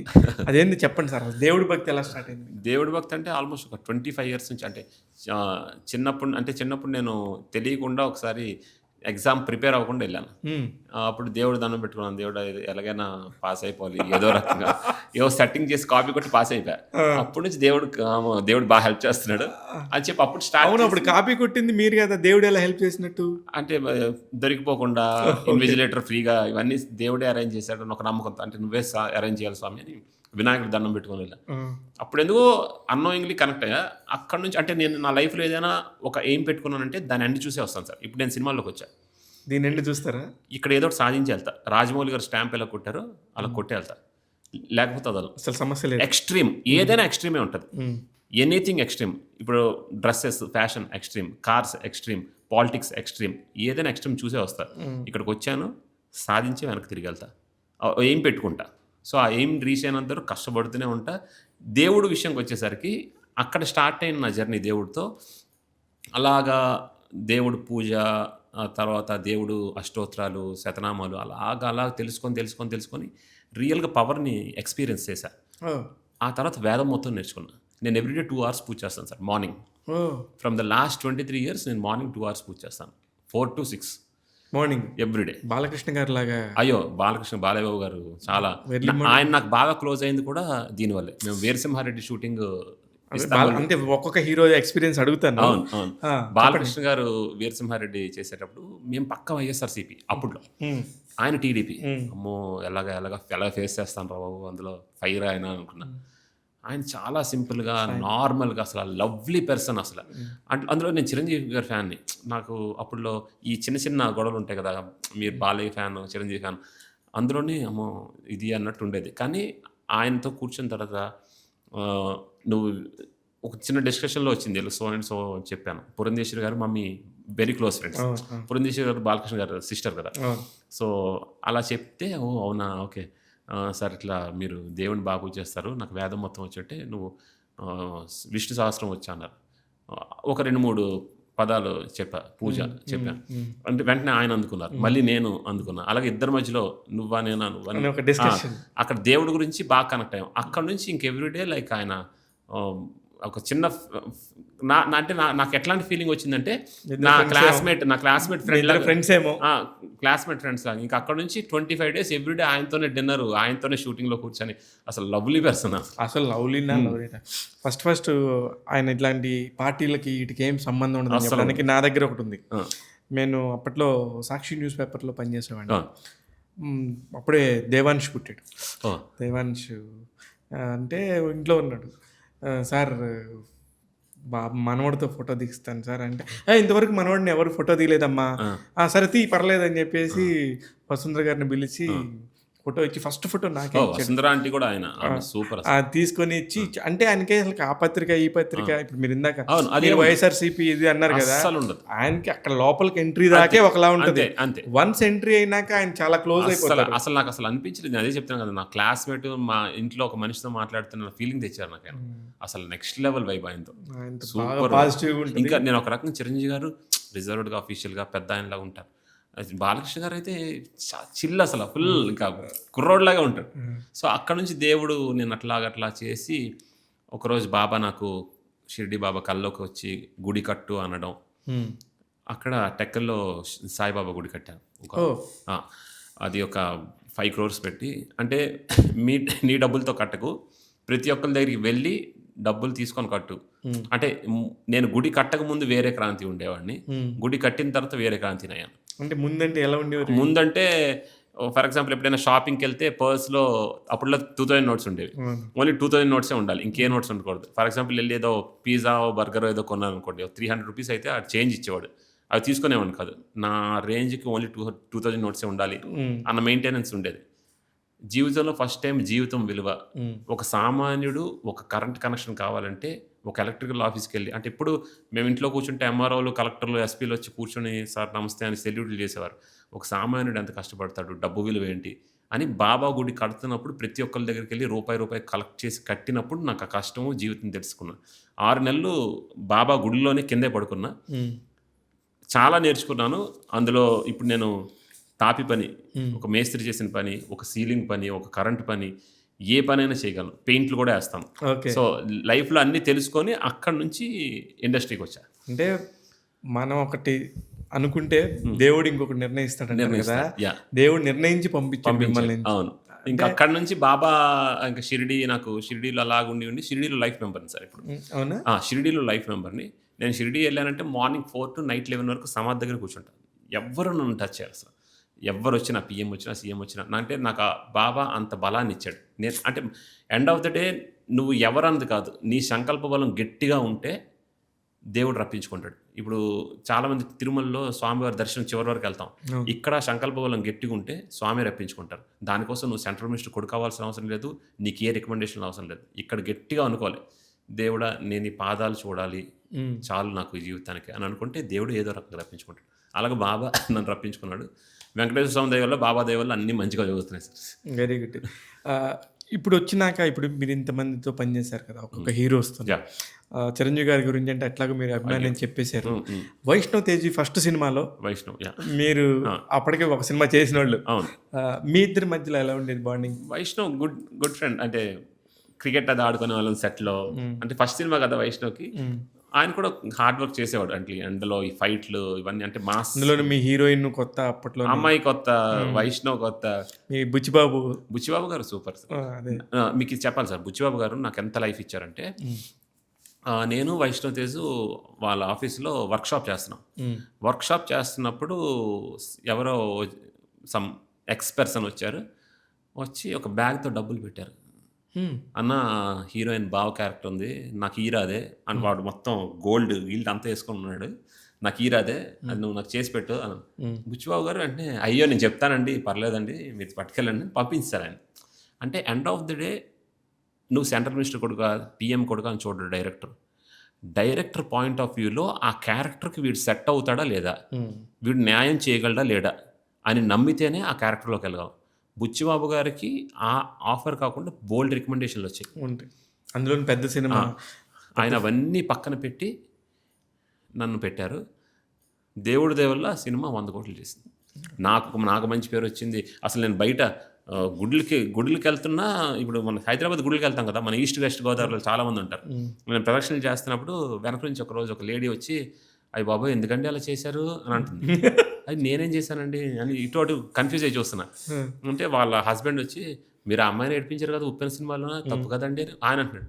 అరే అది సినిమారా, ఇది గుడిరా అంటే వాళ్ళంత తీసుకున్నారు, అంత ఓన్ చేసుకున్నారు మీ ఓన్ character ని. చేసుకున్నారు. సో బుచ్చిబాబు గారు నాకు అది లైఫ్ టైమ్, ఇది నాకు సెంటిమెంటల్గా బుచ్చిబాబు గారు, హరీష్ శంకర్, మల్లేని గోపిచంద్, మారుతి, ఈ నలుగురు సినిమాల్లో కన్ఫామ్గా ఉంటారు. వాళ్ళ పక్క కమర్షియల్లో కూడా గోపీచంద్ గారి సినిమాలో ఉన్నట్టు వరుస క్రాక్లో ఉంటా, వీరసింహారెడ్డిలో ఉంటా, ఇప్పుడు జాట్ చేస్తున్నా బాలీవుడ్ ఫిల్మ్ మల్లేని గోపిచంద్, మారుతి గారి రాజాసాబ్ చేస్తున్నా, బుచ్చిబాబు గారు రామ్ చరణ్ చేస్తున్నా. ప్రభాస్ గారితో అయిందా ములాఖాత్? అయింది, 2 days షూట్ అయింది, ఇంకా 15 days ఉంది, ఇంకా okay at to B. Okay. ఇప్పుడు ఫౌజీ కూడా ఓకే అండి. ఫౌజీ హనుమార్పూడి గారు, నేను మొన్న బర్త్డేకి వెళ్ళే ముందు హను రాఘుపూడి గారు పేరు రాసుకున్నా ఆయన కలాలి అని చెప్పి, వెళ్ళి ఆడిషన్ ఇద్దామని. నేను 13th నైట్ రాసుకున్నా, 14th మార్నింగ్ దర్శనకి వెళ్తుంటే తిరుమల గర్భగుడిలో ధ్వజస్తంభం దగ్గర హను ఆర్పుడి గారు నాకు కలిశారు. నేను సార్ని కలిసి, సార్ మిమ్మల్ని కలుస్తా, మీకు టైం కావాలని అడిగి రీసెంట్గా 2 days బ్యాక్ కలిశాను. ఆయన ఏదో ఆయన పాయింట్ ఆఫ్ వ్యూలో ఏదో క్యారెక్టర్ అనుకున్నారు. లుక్ టెస్ట్ డిసెంబర్లో ఉంది. So end of the day నేను అందుకే అంట, చాలామంది తెలుసుకోవాల్సింది ఏంటంటే, అరే మినిస్టర్ కొడుకు కదరా వీడు ఇన్ఫ్లుయెన్స్ చేసి క్యారెక్టర్లు కొట్టేస్తున్నాడు. కానే కాదండి, నాకు వచ్చిన ప్రతి అవకాశం దేవుడి దయ వల్ల, నా కష్టం వల్ల, నేను ఆ సినిమాలో నాకు ఒక సరైన క్యారెక్టర్ ఉండడం వల్ల, డైరెక్టర్ నాకు అది ఇవ్వడం వల్లే జరుగుతుంది. కానీ ఎటువంటి ఇన్ఫ్లుయెన్స్. కానీ మీరు ఎంత చెప్పినా ఏదో ఒక మూలన మీరు ఇప్పుడు అన్న మాటలే అందరూ అనుకుంటారు. అవన్నీ విన్నప్పుడు ఎలా అనిపిస్తుంది? అంటే విని అలవాటు అయిపోయిందండి. ఈజీగా తీసుకో. అయ్యో అంటే ఇప్పుడు అనరని కాదు, ఇప్పుడు భారతదేశంలో 2 ఫీల్డ్స్ టాప్లో ఉంటాయి. ఒకటి రాజకీయం, 2 సినిమా. వీళ్ళకుండే గుర్తింపు, పేరు, మర్యాద ఎక్కడ ఉండదు. ఈ 2 ఫీల్డ్స్లో మనం స్పోర్ట్స్ కూడా కలపండి. స్పోర్ట్స్ ఉంటుంది, కంటే యాక్టివ్గా పీపుల్తో కనెక్ట్ అయ్యేది ఎక్కువ వీళ్ళిద్దరే. సో ఈ 2 ఫీల్డ్స్లో మెయిన్ ఉండకూడదు ఏంటంటే, వాళ్ళు ఎవరో ఏదన్నా సిగ్గుపడడం, బిడియం అట్లాంటివి ఉండకూడదు. ఈ చౌతని ఈ చౌతని వదిలేయాలి, ఎక్కడ వరకు కూడా తేకూడదు. సో అప్పుడే మనం ముందుకెళ్ళగలం. ఇది కలియుగం కదండి. So we should be very sharp, Kalyan గారి లాగా. మనం ఏదో మగమాట పడుతున్నాం అంటే తొక్కేస్తారు. ఎందుకు కళ్యాణ్ గారి మీద పదే పదే మాట్లాడుతున్నారు? కళ్యాణ్ గారు ఎక్కడి నుంచి వచ్చారు ఫస్ట్ మీకు? కళ్యాణ్ గారు అంటే అంటే రాజకీయంగా వైరం ఉంది. అవును, మీ పార్టీ వేరు, వాళ్ళ పార్టీ వేరు. అవును. మళ్ళీ ఇంకొక పక్కన చిరంజీవి గారి తమ్ముడుగా మీరు చిరంజీవి గారి ఫ్యామిలీ మెంబర్ లాగా ఉంటుంది, కానీ వాళ్ళతో ఒక రిలేషన్ ఉంది. కానీ ఎక్కడో ఒక బలంగా కనెక్ట్ అయి ఉండాలి కదా పవన్ కళ్యాణ్ గారు. కళ్యాణ్ గారితో ఎందుకు ఈ మధ్యన ఇంకా ఎక్కువ కనెక్ట్ అవ్వడానికి కారణం అంటే, ఫస్ట్ ఆయన ప్రూవ్ చేసుకున్నారు. ఆయన వే ఆఫ్ స్టైల్ ఇష్టం నాకు. నేను కళ్యాణ్ గారు పార్టీలోకి వెళ్ళడం, ఆయన ఫ్యాను. నేను ఆయన ఫ్యాన్ కాదు, నేను చిరంజీవి గారి ఫ్యాన్, రామ్ చరణ్ ఫ్యాన్. నేను పవన్ కళ్యాణ్ గారి ఫ్యాన్ కానే కాదు. అమ్మో, చాలా ధైర్యంగా చెప్తున్నారు. పవన్ కళ్యాణ్ ఫ్యాన్ ఏమన్నంటే అసలు ఏమంటారు? నేను చిరంజీవి గారి ఫ్యాన్, రామ్ చరణ్ ఫ్యాన్, కళ్యాణ్ గారి ఫ్యాన్ కాదు. నేను వాళ్ళ వరకే ఫ్యాన్. వాళ్ళకి ఫ్యాన్ అన్నప్పుడు ఈయన కూడా ఫ్యాన్ కింద వస్తుంది. ఒకళ్ళు కాదనుకున్న పర్వాలేదు.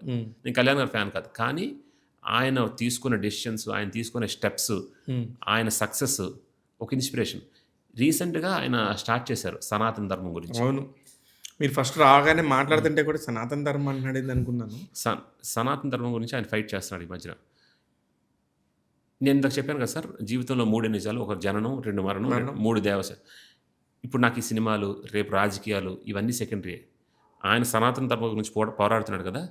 నేను నా తల్లిదండ్రుల్ని, నా ఫ్యామిలీని, అందరినీ వదిలేసి నా ధర్మం కోసం, నా దేవుడి కోసం కళ్యాణ్ గారు వెనకాల లించోని చనిపోవడానికి కూడా రెడీ. నేను నా ధర్మం కోసం చచ్చిపోవడం అంటే అదే నాకు పెద్ద వరం, అదే నాకు దేవుడు వచ్చి ఇచ్చిన వరం. నేను ప్రధానమంత్రి, ఒక రాష్ట్రపతి కన్నా ఎక్కువ ఫీల్ అవుతా.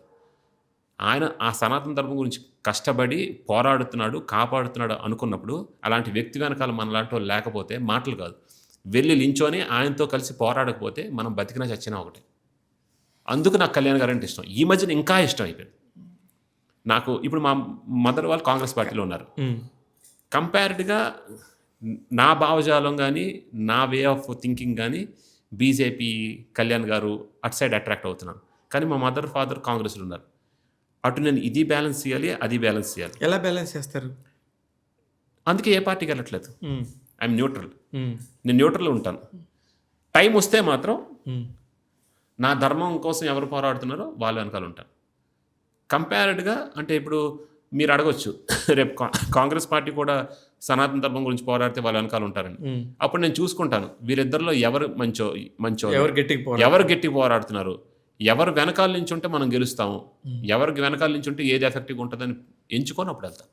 అంటే ఇక్కడ సనాతన ధర్మం కూడా మీరు ఇక్కడ గెలుపు ఓటముల గురించే మాట్లాడుతున్నారు మళ్ళీ. అంటే గెలిచే వైపే ఉంటానని చెప్తున్నారు అవును ధర్మం కంటే కూడా. అవును అంటే ఓడిపోకూడదని ఒక భయం ఏం లేదు సార్. ఇప్పుడు భారతదేశంలో 140 కోట్ల జనాభాలో 85 కోట్ల మంది హిందువులు. హిందువులు అనేవాళ్ళు ఓన్లీ భారతదేశంలోనే ఉంటారు, ప్రపంచంలో ఇంకా చాలా తక్కువ ఉంటారు కంపేర్డ్గా. ఇలాంటి భారతదేశంలో న్యాయపరంగా అన్ని రకాలుగా ప్రధానమంత్రి కానీ రాష్ట్రపతి కానీ ఎక్కడైనా ప్రోటోకాల్లో చూసుకుంటే హిందువే ఉండాలి.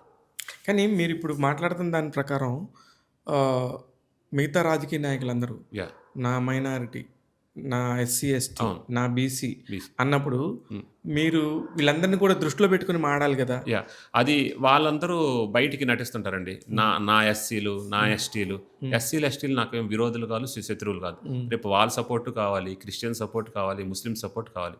నేను క్రిస్టియన్స్ని తిట్టట్లేదు, జీసస్ని తిట్టట్లేదు, ముస్లిమ్స్ని తిట్టట్లేదు. నా ధర్మాన్ని నేను కాపాడుకుంటున్నాను, నా ధర్మాన్ని కాపాడుకుంటున్నాను, నా ధర్మం ఉండాలని ప్రోటోకాల్ ప్రకారం ఉండాలని చెప్తున్నాను. ఏం లేదు సార్, ఇప్పుడు నేను క్రికెట్ ఆడుతున్నా, నేను సెంచరీ కొట్టాను, మీరు ఒక 20 రన్స్ కొట్టి అవుట్ అయిపోయారు. నాకు ఎక్కువ మర్యాద ఇస్తారా, మీకు ఎక్కువ మర్యాద ఇస్తారా? మీకే ఇస్తారు. నాకే ఇస్తారు కదా. అదే రకంగా మేము 85 కోట్లు ఉన్నాం మేము. ఓకే. ప్రోటోకాల్ ప్రకారం మాకు ఇవ్వండి. ఇప్పుడు పాకిస్తాన్కి వెళ్తే ముస్లిమ్స్కి ఇస్తారు, యాక్సెప్టెడ్. యూఎస్కి వెళ్తే క్రిస్టియన్స్కి ఇస్తారు, యాక్సెప్టెడ్. జెరూసలంకి వెళ్తే క్రిస్టియన్స్కి ఇస్తారు, యాక్సెప్టెడ్. అదే యాక్సెప్టెన్స్ ఇండియాలో కూడా ఉండాలి. ఇంకా ఒక రకంగా ఇలాంటి భారతదేశంలో ముస్లిమ్స్ని, క్రిస్టియన్స్ని అంతమందిని వచ్చి సెక్యులర్గా ఉంచే అదృష్ట భాగ్యం హిందువులు ఇచ్చారు. కాదు అనుకుంటే ఏం చెప్పండి. సో నేను ఎవరికి వ్యతిరేకం కాదు. మిగతా రాజకీయ నాయకుల్లాగా నాకు మన ఎస్సీలు, మన ఎస్టీలు, మన మైనారిటీలు అందరూ మనోలే. అదే తిరగబడితే నేను అంతకి 100 తిరగబడే ధైర్యం, శక్తి నాకుంది. మీరు మా జోలికి రావద్దు, మేము మీ జోలికి రావు. మేము మీకు రెస్పెక్ట్ ఇస్తాం. నేను ఒక చర్చికి వస్తా, దండం పెడతా, ఒక దర్గాకు వస్తా, దండం పెడతా. అంతేగాని రీసెంట్గా ముత్యాలమ్మ తల్లి టెంపుల్లో ఒక దుర్మార్గుడు వెళ్ళి అమ్మవారి విగ్రహాన్ని తన్ని చీరలాగి కింద పడేశాడు. ఎంత తప్పండి. నిజంగా ఇట్లాంటివి జరుగుతున్నప్పుడు మాత్రం ఇంత జరిగితే వాడు పిచ్చోడని చెప్పి ఇచ్చేశారు. రీసెంట్గా ఇంకొక గుడిలో ఒక మేకపోతుని నరికి ఆ రక్తం మొత్తం ఆ గుడిలో మొత్తం పోసి ఆ మేకపోతుని తెలిసి పట్టుకెళ్ళి గర్భగుడిలో మూలవేరాట దగ్గర వేశారు. రీసెంట్గా నిన్న కాక మొన్న ఒక గుడిలో దేవత అమ్మవారి చీర మొత్తం తీసేశారు. ఇవన్నీ చూస్తూ కామ్గా ఉండమంటారా? అప్పటికి ఏదో రేపు రాజకీయాల్లోకి వెళ్తున్నాను ఓట్ల కోసం నటిస్తూ లేదు మీరు అందరు కావాలంటారా? అస్సలు అన్న నాకు అట్లాంటి ఓట్లు వద్దు. ఓడిపోయినా పర్లేదు కానీ నా ధర్మం కోసం నేను నిలబడతాను. కళ్యాణ్ గారు మొన్న అదే అన్నారు. నేను నా మనసులో ఏమనుకుంటున్నానో, నా మైండ్లో ఏమనుకుంటున్నానో, నా గుండె నాకు ఏం చెప్తుందో కళ్యాణ్ గారు మొత్తం అవే మాట్లాడారు. రీసెంట్గా ఆయన ఏమన్నారు, నా స్టేటస్, నా ఉప ముఖ్యమంత్రి పదవి, నా రాజభోగాలు ఇవన్నీ పోయినా పర్లేదు కానీ నేను సనాతన ధర్మం కోసం చచ్చిపోవడం కూడా రెడీగా ఉన్నాను. నేను కూడా సేమ్ అంతేనండి.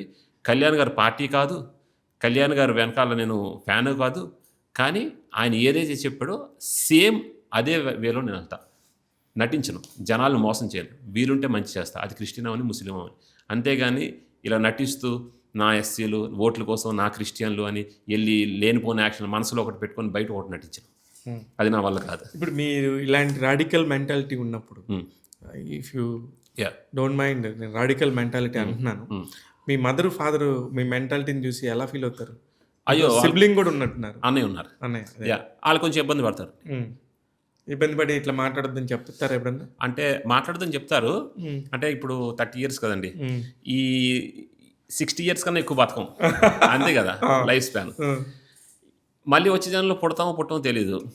ఇంకా ఇప్పుడు కూడా ఇంకా అలాగా కాంప్రమైజ్ అయ్యి ధర్మాన్ని దేవుణ్ణి పక్కన పెట్టి ఉండలేను సార్. అంటే నేను చెప్పాను కదా, తన తల్లిదండ్రుల కన్నా అన్నిటికన్నా ఈ ప్రపంచంలో నాకు దేవుడే ఎక్కువ, నా ధర్మం ఎక్కువ. అవును, ఇప్పుడు యాజ్ ఇట్ ఈస్గా తల్లే మొదటి దైవం, తర్వాత తండ్రి, తర్వాతే దైవం, ఆ తర్వాత గురువు కదా.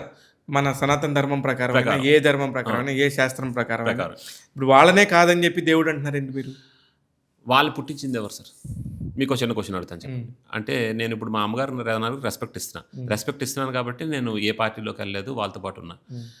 కొన్ని రోజులు అయిన తర్వాత నా ఏజ్ కూడా మితి మీరుతుంది కాబట్టి నేను కూడా ఒక టార్గెట్కి వెళ్ళాలి కాబట్టి ఎన్ని ఫ్యామిలీస్లో ఎన్ని పార్టీస్ లేవండి. పిల్లలు ఒక పార్టీలో, పేరెంట్స్ ఒక పార్టీలో. సో నేను ఇప్పటికీ మా పేరెంట్స్ కోసం నించుంటున్నా. నేను మీకు క్వశ్చన్ అడుగుతాను చెప్పండి. ఇప్పుడు మా పేరెంట్స్ ఉన్నారు, మా పేరెంట్స్ పుట్టించింది మా తాతయ్య మామ, వాళ్ళ అలా జనరేషన్స్ ఉంటాయి. చివరికి ఒక మూలం ఉంటుంది. ఆ మూలం ఎవరు? అమ్మవారు. సో ప్రతిదీ దేవుడు ఇచ్చిందే. ఈ జన్మలో మా అమ్మగారికి నాన్నగారు నేను పుట్టాలని డిసైడ్ చేసింది దేవుడే, మా అమ్మగారు నాన్నగారు పుట్టాలని డిసైడ్ చేసింది దేవుడే. సో దేవుడు మించి ఎవరు ఎక్కువ కాదు. ఇవన్నీ ఫిలాసఫీలు చెప్తుంటారు సార్. ఇప్పుడు తిరుమల గుడిలో నేను దర్శనంకి వెళ్తా.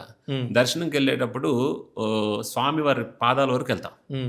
వెళ్ళి ఆ ఆజానుబాహుడిని, మహానుభావుడిని, బిగ్ బాస్ని పైనుంచి కింద దాకా ఆ శంకు చక్రాలు, ఆ చిరునవ్వు, ఆ హస్తాలు, ఆ హృదయం మీద లక్ష్మీదేవి, ఆ పాదాలు అన్నీ చూసి దర్శనం చేసుకొని బయటకు వచ్చేస్తారు.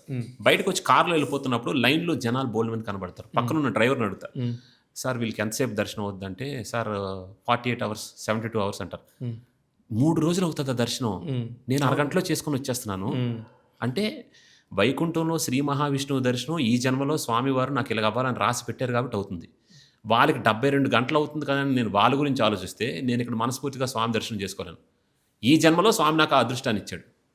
అదే రకంగా ఈ జన్మలో నేను చేయాల్సిన కొన్ని పనులు ఉంటాయి, అవి దేవుడు డిసైడ్ చేసి పెట్టాడు, కన్ఫర్మ్గా చేస్తాం. కానీ ఇప్పుడు మీరు ఇలా వెళ్ళి అరగంటలో వెళ్ళి చేసుకుని వచ్చిన దానికి మిగతా 24 గంటలు, 48 గంటలు, 12 గంటలు అక్కడ పడిగాపులు కాసుకునే వాళ్ళందరికీ దృష్టిలో మీరు విలన్ అయిపోతారు కదా. విలన్ అవ్వడం లేదు సార్, అదే నేను చెప్తున్నాను సార్. అంటే స్వామి అనుగ్రహం నా సంకల్ప బలం ఉంది, స్వామి నాకు అనుగ్రహం ఇచ్చాడు. ఇప్పుడు నాతో పాటు అదే 48 గంటలు లైన్లో ఉన్న వాళ్ళు కొంతమంది నేను వాళ్ళని కొన్నిసార్లు పట్టుకెళ్ళాను. అంటే స్వామి ఆ రోజు వాళ్ళకి అనుగ్రహం ఇచ్చాడు. వచ్చే జన్మలో నేను పుట్టొచ్చు పుట్టకపోవచ్చు. ఒకవేళ పుడితే నేను 72 గంటల్లో వెళ్ళొచ్చు, వాళ్ళు ఇక్కడ వెళ్ళొచ్చు. సో దేవుడికే అన్ని దేవుడే. So end of the day ఏదైనా దేవుడు డిసైడ్ చేస్తాడు. ఈ ఫిలాసఫీలు అన్నీ ఉంటాయి కదా, అమ్మ ముందు, నాన్న 2, ఈ నెంబర్లు, ఇవన్నీ క్రీమ్ బటర్ రాసి బ్రెడ్ మీద బటర్ రాసి టైప్. ఇందాక మీరు SC STలు మైనారిటీలు, ఇది కూడా ఒక type of bread and butter, అంతా సోపే. దేవుడికి మించింది ఎవరూ లేదు. దేవుడే అందరిని సృష్టిస్తాడు, దేవుడే అన్ని రాసి పెడతాడు. సో ప్రధానం దేవుడే.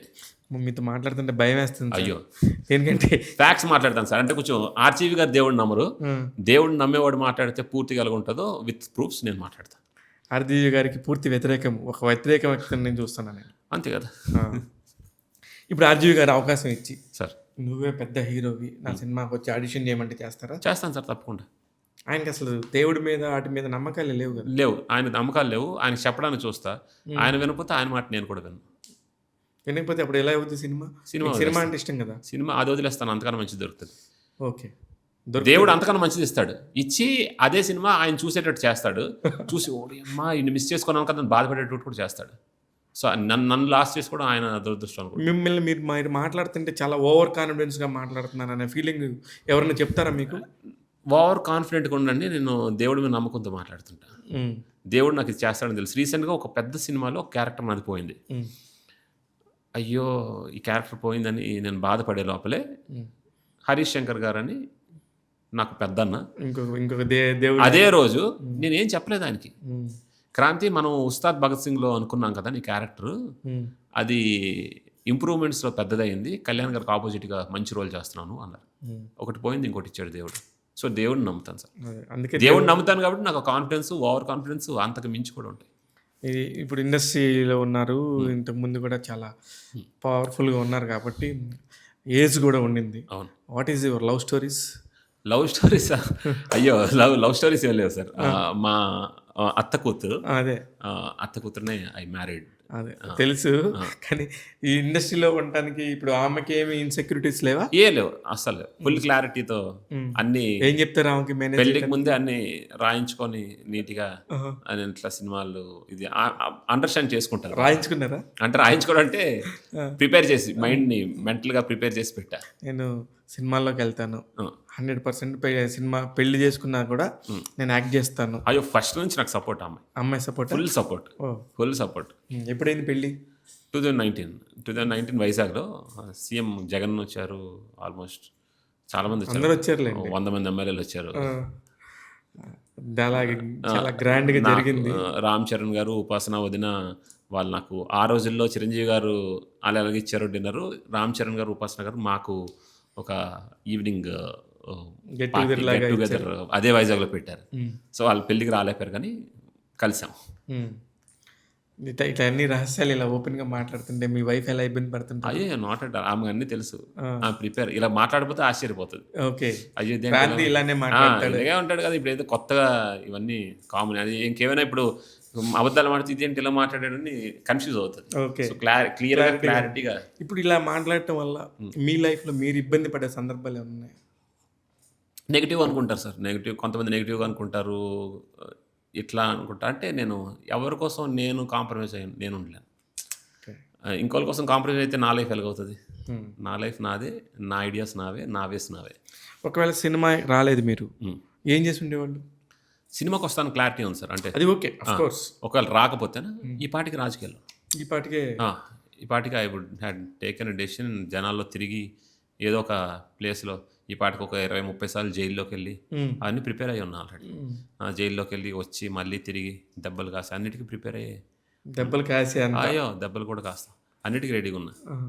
మంచి చేయాలి కదా సార్. క్రికెట్‌లో ఏ డౌన్ ఆడతారు సార్? క్రికెట్ ఎక్కువ ఆడను. నేను వాలీబాల్ నేషనల్స్ ఆడాను. హ్మ్. నేషనల్స్ ఆడాను. క్రికెట్ అంటే మీరు వైష్ణవ్ చేస్తూ ఇందాక క్రికెట్ అది ఆడుతున్నారు. మామూలుగా సెట్‌లో క్రికెట్ ఓకే. ఆడుకునేవాళ్ళం. సరదాగా. సరదాగా ఆడుకునేవాళ్ళం. ఓకే. వాలీబాల్ నేషనల్స్ ఆడారా? వాలీబాల్ నేషనల్స్ ఆడాను సార్. ఓహ్! యాహ్! ఫైనల్స్ వరకెళ్ళాం. ఫైనల్స్‌లో అటు సైడ్ వాడు కొట్టేటప్పుడు నాకు ఇక్కడ ఫేస్ మీద తగిలి ఇంజ్యూరీ అయ్యి నేను డౌన్ అయ్యాను. ఓకే. ఆ మ్యాచ్ పోయింది. ఓకే. ఆ! అప్పటి నుంచి ఇంక ఆపేసారా వాలీబాల్? లేదు అప్పుడప్పుడు ఆడుతా ఉంటా. టైం దొరికినప్పుడు ఆడుతుంటా. ఇంక ఇక్కడికి వచ్చిన తర్వాత అవ్వదు. ఎందుకంటే మార్నింగ్ 6:00 విత్ మేకప్ అని మెసేజ్ వస్తది. హ్మ్. ప్రొడక్షన్ మేనేజర్లు ఫోన్ చేస్తారు. సో, నేను పూజ చేసుకోవాలి. 3:00 లేసి 4-6 పూజ చేసి హాఫ్ అన్ అవర్‌లో సెట్‌కెళ్ళిపోతా. ఈవినింగ్ వచ్చేసరికి 7 అక్కడ నుంచి జిమ్‌కెళ్ళి మళ్ళీ నైట్ పడుకునేసరికి అయిపోతది. అయిపోతది. హైదరాబాద్‌లో బెస్ట్ ఫ్రెండ్స్ ఎవరండి? ఇండస్ట్రీలో. ఇండస్ట్రీలో చరణ్ గారు, బన్నీ అన్న, డైరెక్టర్స్ ఎక్కువ డైరెక్టర్స్ ఈ ఇద్దరు heroes like very close and strength. హ్మ్. అయితే ఇది నిజంగా గూడా మిమ్మల్ని అడగొద్దో, అడగొచ్చో తెలీదు. ఓ పక్క 'పుష్ప 2' పుష్ప. ఇంకో పక్క 'గేమ్ చేంజర్' 2 వస్తున్నాయి. అవును. అవును. ఈ టైంలో చాలా బయట చాలా డిస్టర్బెన్స్‌గా మాట్లాడుతున్నారు. అవును. అవును. 2 ఫ్యాన్స్ అయిపోయారు. అవును. 2 వర్గాలు అయిపోయాయి. నిజమేనండి అదంతా? అదంతా ఉత్తిదేనండి. మీరు పెద్ద ఎగ్జాంపుల్ చెప్తాను మీకు. రీసెంట్‌గా 'వరుణన్' పెళ్లయింది. హ్మ్. అందరూ ఎళ్లారు హ్యాపీ. హ్మ్. అల్లు స్టూడియోస్ ఓపెన్ అయింది. అల్లు స్టూడియోస్‌కి చీఫ్ గెస్ట్ ఎవరు? చిరంజీవి చిరంజీవి గారు. గారు. చిరంజీవి గారు. వీళ్ళకేంటంటే రీసెంట్‌గా ఎలక్షన్స్ దీనివల్లే ఇష్యూ బయటకొచ్చింది. హ్మ్. 'పుష్ప' పోస్ట్‌పోన్ అయిపోయింది. కళ్యాణ్ గారు ఆపేశారు. హ్మ్. కళ్యాణ్ గారి రేంజ్ ఏంటి? కళ్యాణ్ గారు 'పుష్ప' మీద పడి ఎందుకు ఆపుతారు? క కళ్యాణ్ గారు సినిమాల్లో ఉన్న ప్రతి ఒక్కళ్ళకి అట్‌మోస్ట్ రెస్పెక్ట్ ఇస్తారు. ఎందుకంటే ఆయన సినిమాల నుంచి ఎళ్లారు కాబట్టి. ఈరోజు నవంబర్ 11థ్. హ్మ్. నవంబర్ 4థ్, 5థ్, 6థ్ నా డేట్స్. హ్మ్. ఇప్పుడు మీకు లైవ్‌లో కావాలంటే నేను చూపిస్తాను. నా నెక్స్ట్ డేట్స్ కూడా పెట్టారు. అంటే అనిల్, పుష్ప ఇగోండి. క్రాంతి గారు are you available for Pushpa to shoot tomorrow hmm. Your dates అని చెప్పి హ్మ్. పెట్టారు. ఇందులో అన్నీ ఉన్నాయి. సో, వర్క్ అవ్వక పోస్ట్‌పోన్ అయిందే గానీ హ్మ్. వర్క్ పవన్ కళ్యాణ్ గారు ఆపేయడం అదంతా కాదు. సెకండ్ థింగ్ ఏంటంటే అల్లు అర్జున్ అన్న ఇన్‌స్టాగ్రామ్‌లో అఫీషియల్‌గా పిఠాపురంలో కళ్యాణ్ గారికి మీ సపోర్ట్ ఇవ్వాలి అని చెప్పి అఫీషియల్‌గా ఆయన ఇన్‌స్టాగ్రామ్ అకౌంట్ హ్యాండిల్‌లో పోస్ట్ చేశారు. ఏ రోజైతే పోస్ట్ చేశారో అదే రోజు ఈవినింగు అక్కడ వైఎస్ఆర్‌సీపీకి సంబంధించిన వాళ్ళ ఫ్రెండ్ కోసం ప్రచారంకెళ్లారు. ఆయన ఫ్రెండ్ అని ఎళ్లారు గానీ, ఎళ్లి అల్లు అర్జున్ గారు ప్రచారం చేసింది ఆయన ఫ్రెండ్‌కి. వైఎస్ఆర్‌సీపీ పార్టీకి కాదు. ఆయన వైఎస్ఆర్‌సీపీ పార్టీ నుంచి పోటీ చేశాడు. కరెక్ట్. అంటే అది ఇది 2 ఒకటే అని మీరు అనొచ్చు. కానీ ఆయన ఫ్రెండ్ కాబట్టి ఎళ్ళాడు. అదే ఫ్రెండ్ టీడీపీలో ఎళ్తే మీరేమైనా విమర్శిస్తారా? అయితే ఇక్కడ నా క్వెషన్ ఏంటంటే రాత్రి 'మట్కా' సినిమాకి సంబంధించి వరుణ్ తేజ్ గారు మాట్లాడారు. అవును. మాట్లాడి 2, 3 హిట్లు వచ్చినంత మాత్రాన అవును. మన మూలాలు మర్చిపోకూడదని. అవును. అది ఎవరు మాట్లాడినా, ఎలా మాట్లాడినా అది అందరికి ఎక్కడికి కనెక్ట్ అవుతది? అంటే అర్థం చేసుకోవడం బట్టి అంటే ఆయన నా పాయింట్ ఆఫ్ వ్యూలో వరుణ్ అన్న మాట్లాడింది నిజమే. అంటే మనం ఎక్కడి నుంచి వచ్చామో మర్చిపోకూడదు అన్నది. హ్మ్. ఇప్పుడు చిరంజీవి గారి ద్వారా రూట్స్ చిరంజీవి గారు లాంటి ఒక మహావృక్షం నుంచి పుట్టిన వాళ్ళు వీళ్ళందరూ. హ్మ్. సో, ఆయన వాళ్ళెవరు కాదట్టలేదు కదా ఆ మాటని.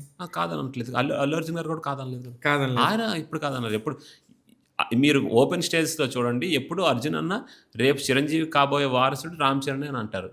వాళ్ళలో ఎటువంటి డిస్ప్యూట్స్ లేవు. బయట ఏదో మసాలా కావాలి కాబట్టి, ఏదో ఇష్యూస్ కావాలి కాబట్టి అట్లా అంటారు గానీ, చిరంజీవి గారి ఫ్యామిలీ అంతా ఒకటే. చిరంజీవి గారు, అల్లు అరవింద్ గారు లాంటి పెద్ద మనుషులు ఉన్నంత వరకు ఏమీ కాదు. అందరూ కలిసే ఉంటారు. బయట ఏదో ఒక టైప్ ఆఫ్ ఆహ్, రాంగ్ మెసేజ్‌ని క్రియేట్ చేసి దాన్ని సరే సరే ఒక ట్రిక్కీ క్వశ్చన్ సరదాగా యా అడుగుతాను. సరదాగా అయ్యో ఇది బాబు ఫ్యాన్స్ కూడా నన్ను కూడా ఏం తిట్టుకోవద్దు.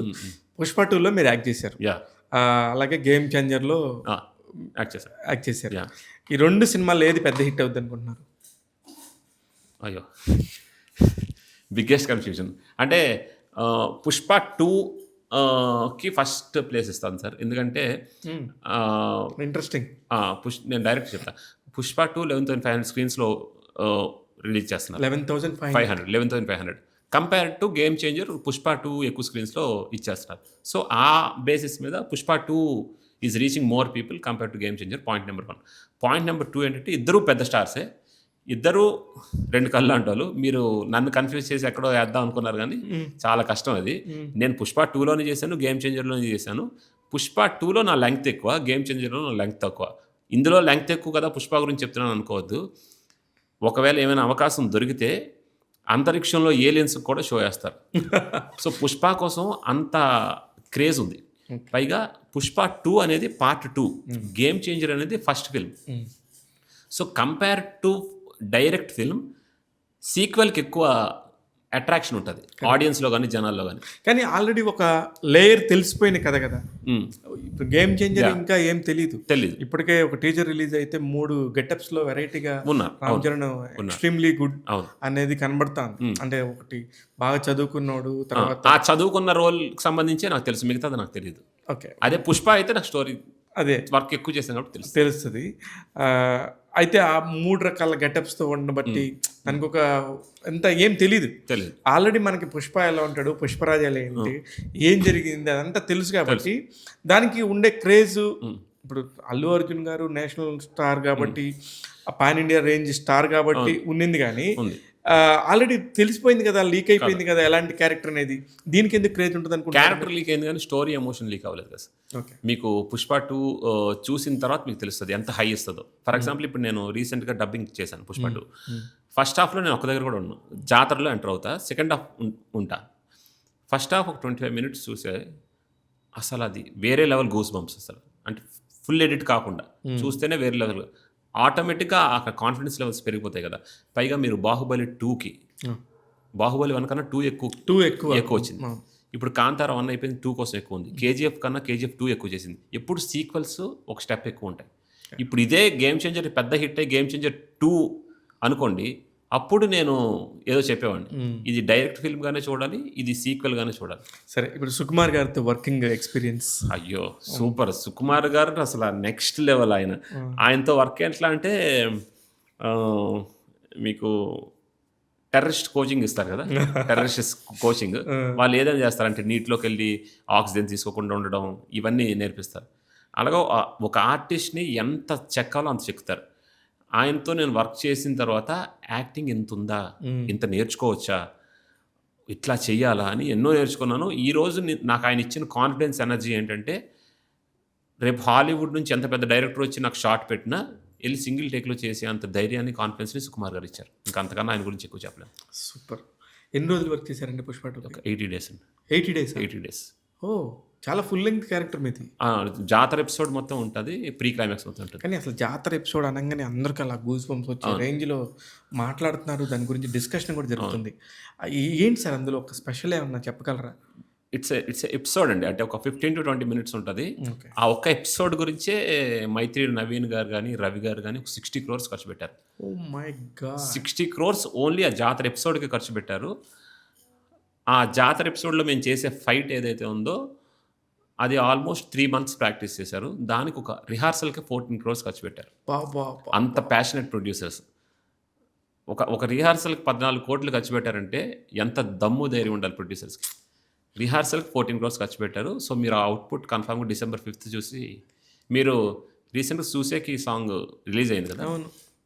కొన్ని సాంగ్స్ ఏంటంటే విన్నప్పుడు ఒకలా ఉంటాయి, సినిమాలో చూసిన తర్వాత ఇంకా ఎక్కువ హాంట్ చేస్తాయి. సినిమా రిలీజ్ అయిన తర్వాత ఆ సాంగ్ ఇంకా ఇంకా ఇంకా ఎక్కువ వింటారు. అంత బాగా వచ్చింది. కానీ ఒక క్వశ్చన్ అండి, హానెస్ట్గా చెప్పండి. ఇప్పుడు చిరంజీవి గారి ఫ్యామిలీ నుంచి వచ్చిన వాళ్ళు వీళ్ళందరూ అనుకుంటూ ఉంటాం కదా. ఇప్పుడు వీళ్ళందరూ ఇలాగ మాట్లాడుకుంటూ ఉంటే అవి నిజంగా ఎక్కడో ఒక మూల నిజాలైతే ఒక మీలాంటి ఒక ఫ్యాన్ బాయ్ లాంటి వాడికి ఎలాంటి ఫీలింగ్ ఉంటుంది? ఇక్కడ దేవుడు ఉన్నాడండి, మంచి జరుగుతుంది ఎప్పుడు. నెగెటివ్ జరగదు. చాలా తెలివిగా మాట్లాడుతున్నారు. అయ్యో! మీరు నిజంగా రాజకీయ నాయకుడే సార్. అయ్యో!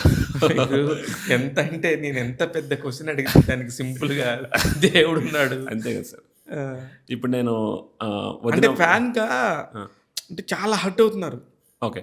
చాలా ఈ మంది ఫ్యాన్సు హ్మ్. నాకు తెలిసిన డై హార్డ్ ఫ్యాన్స్ ఉన్నారు. హ్మ్. ఆ డై హార్డ్ ఫ్యాన్సే చాలా ఫీల్ అవుతున్నారు. అవును. ఇప్పుడు నిజంగా ఈ క్వెషన్స్ పెడితే కూడా నీకెందుకురా నువ్వెవడురా అడగటానికి వాళ్ళు కొట్టుకుంటారని చెప్పి నన్ను కామెంట్స్ రూపంలో పెడుతున్నారు. ఓకే. నాకు చాలా జాలేస్తది. నేను ఎవరు చిరంజీవి గారి అభిమాని కాదు. హ్మ్. ఎవరు అల్లు అర్జున్ గారి అవును. అభిమాని కాదు. ఎవరు బాలకృష్ణ గారి అభిమాని కాదు. అవును. సినిమా అంటేనే సినిమా మీద ప్యాషన్ అంటేనే హ్మ్. వీళ్ళందరితోనే అభిమానంగా ఉంటేనే అవును. సినిమా అవుతది. అవుతుంది. యాహ్! ఏదో ఒక ఫ్యాన్ అని మీలాగా ధైర్యంగా అవును. నేను చిరంజీవి గారికి, రామ్ చరణ్ గారికి ఫ్యాన్, పవన్ కళ్యాణ్‌కి కాదని చెప్పలేరు. చెప్పలేదు. అవును. ఒక సినిమా బాగుందంటే అత్తారింటికి సినిమా చూసినప్పుడు పవన్ కళ్యాణ్‌కి ఫ్యాన్ కాదని ఎలా చెప్తాం? అంతేగా. ఆయన పెర్ఫార్మన్స్ బావుందని అంటే నా వరకు అంతే. ఆయన పెర్ఫార్మన్స్ బావుందంటాను. అదే చెప్తున్నా. అదే మీరు అవును. అలాగా కాబట్టి అవును. అలా కాదు. అది అవును. నేను ఒక సినిమా బాగుందంటే ఆ సినిమాకి ఫ్యాన్‌ని. ఫ్యాన్. యాహ్! ఎగ్జాక్ట్‌లీ. నా పాయింట్ అది. అవును. దాన్ని ఎంత ఎక్కువ మంది చూస్తే అన్ని రకాలుగా సినిమా మోటివ్ అవుతది. అవును. ఎంత ఎక్కువ మంది చూస్తే ఇంకొక 10 సినిమాలకు సమయమైన బలం వస్తది. అవును. ఒక సినిమా హిట్ అవ్వాలని కోరుకుంటా గానీ, అవును. ఒక ఆర్టిస్ట్ హిట్ అవ్వాలని నేను కోరుకోలేను. అవును. అవును. యాజ్ ఎ సినిమా లవర్, అవును. యాజ్ ఎ ఒక జర్నలిస్ట్‌గా మాకుండేది మాకుంటది గానీ, ఉంటది. దానికి కూడా పోయి హ్మ్. ఇలాగా వాళ్ళిద్దరితోని మీకెందుకు అది ఇది అని అవును. చెప్పి మాట్లాడుతుంటే ఏం మాట్లాడతాం? అంటే అంటే మీకు ఒక పర్సెంటేజ్ ఆఫ్ పీపుల్ ఉంటారు సార్. హ్మ్. ఇప్పుడు మీకు కళ్యాణ్ గారు 'జనసేన' పెట్టిన తర్వాత చిరంజీవి గారు సినిమాలో ఉండేటప్పుడు మీరు ఒకటి అబ్జర్వ్ చేసి ఉండొచ్చు. హ్మ్. ప్రతి ఆడియో ఫంక్షన్‌లో హ్మ్.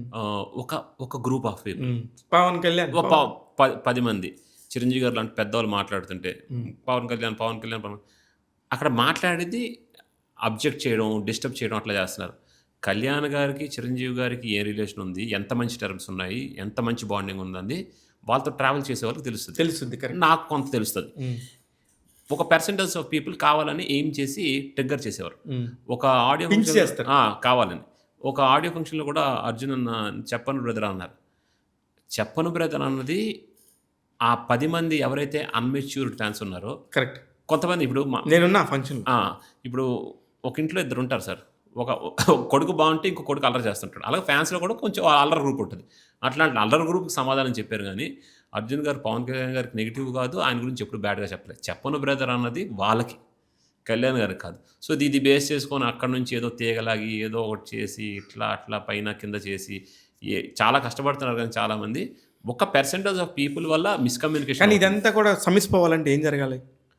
సమస్యపోవాలంటే ఏముంది సార్? అంటే ఏమైనా ఉంటే కదా సమస్యపోద్ది. ఓకే. ఏమి లేదు సమస్య. అంటే బయట వాళ్ళ థింకింగ్ అట్లా ఉంది. ఇప్పుడు మీకు ఒక చిన్న ఎగ్జాంపుల్ చెప్తాను సార్. ఇప్పుడు క్రిస్టియన్స్ పాస్టర్స్ చాలామంది మీరు యూట్యూబ్‌లో చూస్తుంటారు. హ్మ్. ఒకడెళ్ళి వాళ్ళు హ్మ్. నీ కిడ్నీలో రాళ్ళు తీస్తున్నా బుష్ బుష్ అని కొడుతుంటాడు. హ్మ్. ఇట్లాంటి అన్‌మెచ్యూర్డ్ పాస్టర్స్ ఉంటారు. హ్మ్. కొంతమంది మంచి పాస్టర్స్ ఉంటారు. ఇప్పుడు నేను ఇంత హిందుత్వవాదిని కదా! హ్మ్. వైజాగ్‌లో నాకు ఇద్దరే బెస్ట్ ఫ్రెండ్స్. ఒకడు క్రిస్టియన్, ఒకడు ముస్లిం. ఓహ్! ఒకడి పేరు బిట్టు. హ్మ్. వాడు క్రిస్టియన్. రెండోవాడి పేరు ఆకిబ్. వాడు ముస్లిం. హ్మ్. నేనెళ్ళి ఆ ముస్లిం వాడి ఇంట్లో పడుకుంటా. వాడి ఇంట్లో తింటా. వీడు ఎవడైతే క్రిస్టియన్ వీడున్నాడో ఆడితో పాటు నేను చర్చికెళ్తా. వాడు నాతో పాటు సింహాచలం గుడికొస్తాడు. కనక మహాలక్ష్మి తల్లి గుడికొస్తాడు. సంపత్ వినాయక్ గుడికొస్తాడు. అండర్‌స్టాండింగ్, బాండింగ్ అనేది ఇలా ఉండాలి. అంటే క్రిస్టియన్స్‌లో, ముస్లిమ్స్‌లో కూడా మంచోళ్ళుంటారు. కానీ అసలు మీరు సనాతన ధర్మం మొత్తానికే గొడవలు తెచ్చేటట్టున్నారుగా. ద ఎందుకంటే ఇప్పుడు హ్మ్. టీడీపీ సారీ హ్మ్. టీటీడీ బోర్డ్ రూల్ ప్రకారం ఆ! ఇప్పుడు ఎవరన్నా గనుక కొండ మీదకెళ్తే, యాహ్! ఎవరన్నా అన్య మతస్థులు గనుక వెళ్తే ఖచ్చితంగా సైన్ డిక్లరేషన్ పెట్టి ఇవ్వాలి. డిక్లరేషన్ ఇవ్వాలి. ఇవ్వాలి. ఆ! ఇవ్వాలి. ఇప్పుడు మీ వాళ్ళు కూడా తీసుకెళ్ళి ఇచ్చేవాళ్ళా మీరు? ఎవరు సార్? వాళ్ళు కన్ఫర్మ్‌గా ఇప్పిస్తాను సార్. ఆ! 1000% ఇప్పిస్తా. డిక్లరేషన్ యాస్ పర్ రూల్ ఇవ్వాలి. హ్మ్. పైగా రీసెంట్‌గా అక్కడ కూడా మీ పలుకుబడి ఉపయోగిస్తారా? పలుకుబడి ఏం లేదు. కన్ఫర్మ్‌గా డిక్లరేషన్ ఇవ్వాలి. పలుకుబడి ఎందుకు ఉపయోగిస్తాను? ఎవరు చేయట్లేదో అది తప్పురా అని చెప్పి పిలక పట్టుకొని మరి డిక్లరేషన్ ఇప్పిస్తా. రీసెంట్‌గా వక్ఫ్ బోర్డ్ అనేది ఉంది. అవును. Waqf board. Asaduddin Owaisi he was comparing with TTD. Hmm. TTD అనేది ఒక ట్రస్ట్ బోర్డ్. అవును. వక్ఫ్ బోర్డ్ అనేది ఒక private company. How you will compare? Waqf board అనేది ప్రభుత్వం ఏర్పాటు చేసిన ఒక ప్రైవేట్ అవును. సంస్థ. అవును. ఇది ఎన్నో యుగాల నుంచి ఎప్పటినుంచో ఉన్న ఒక బోర్డు.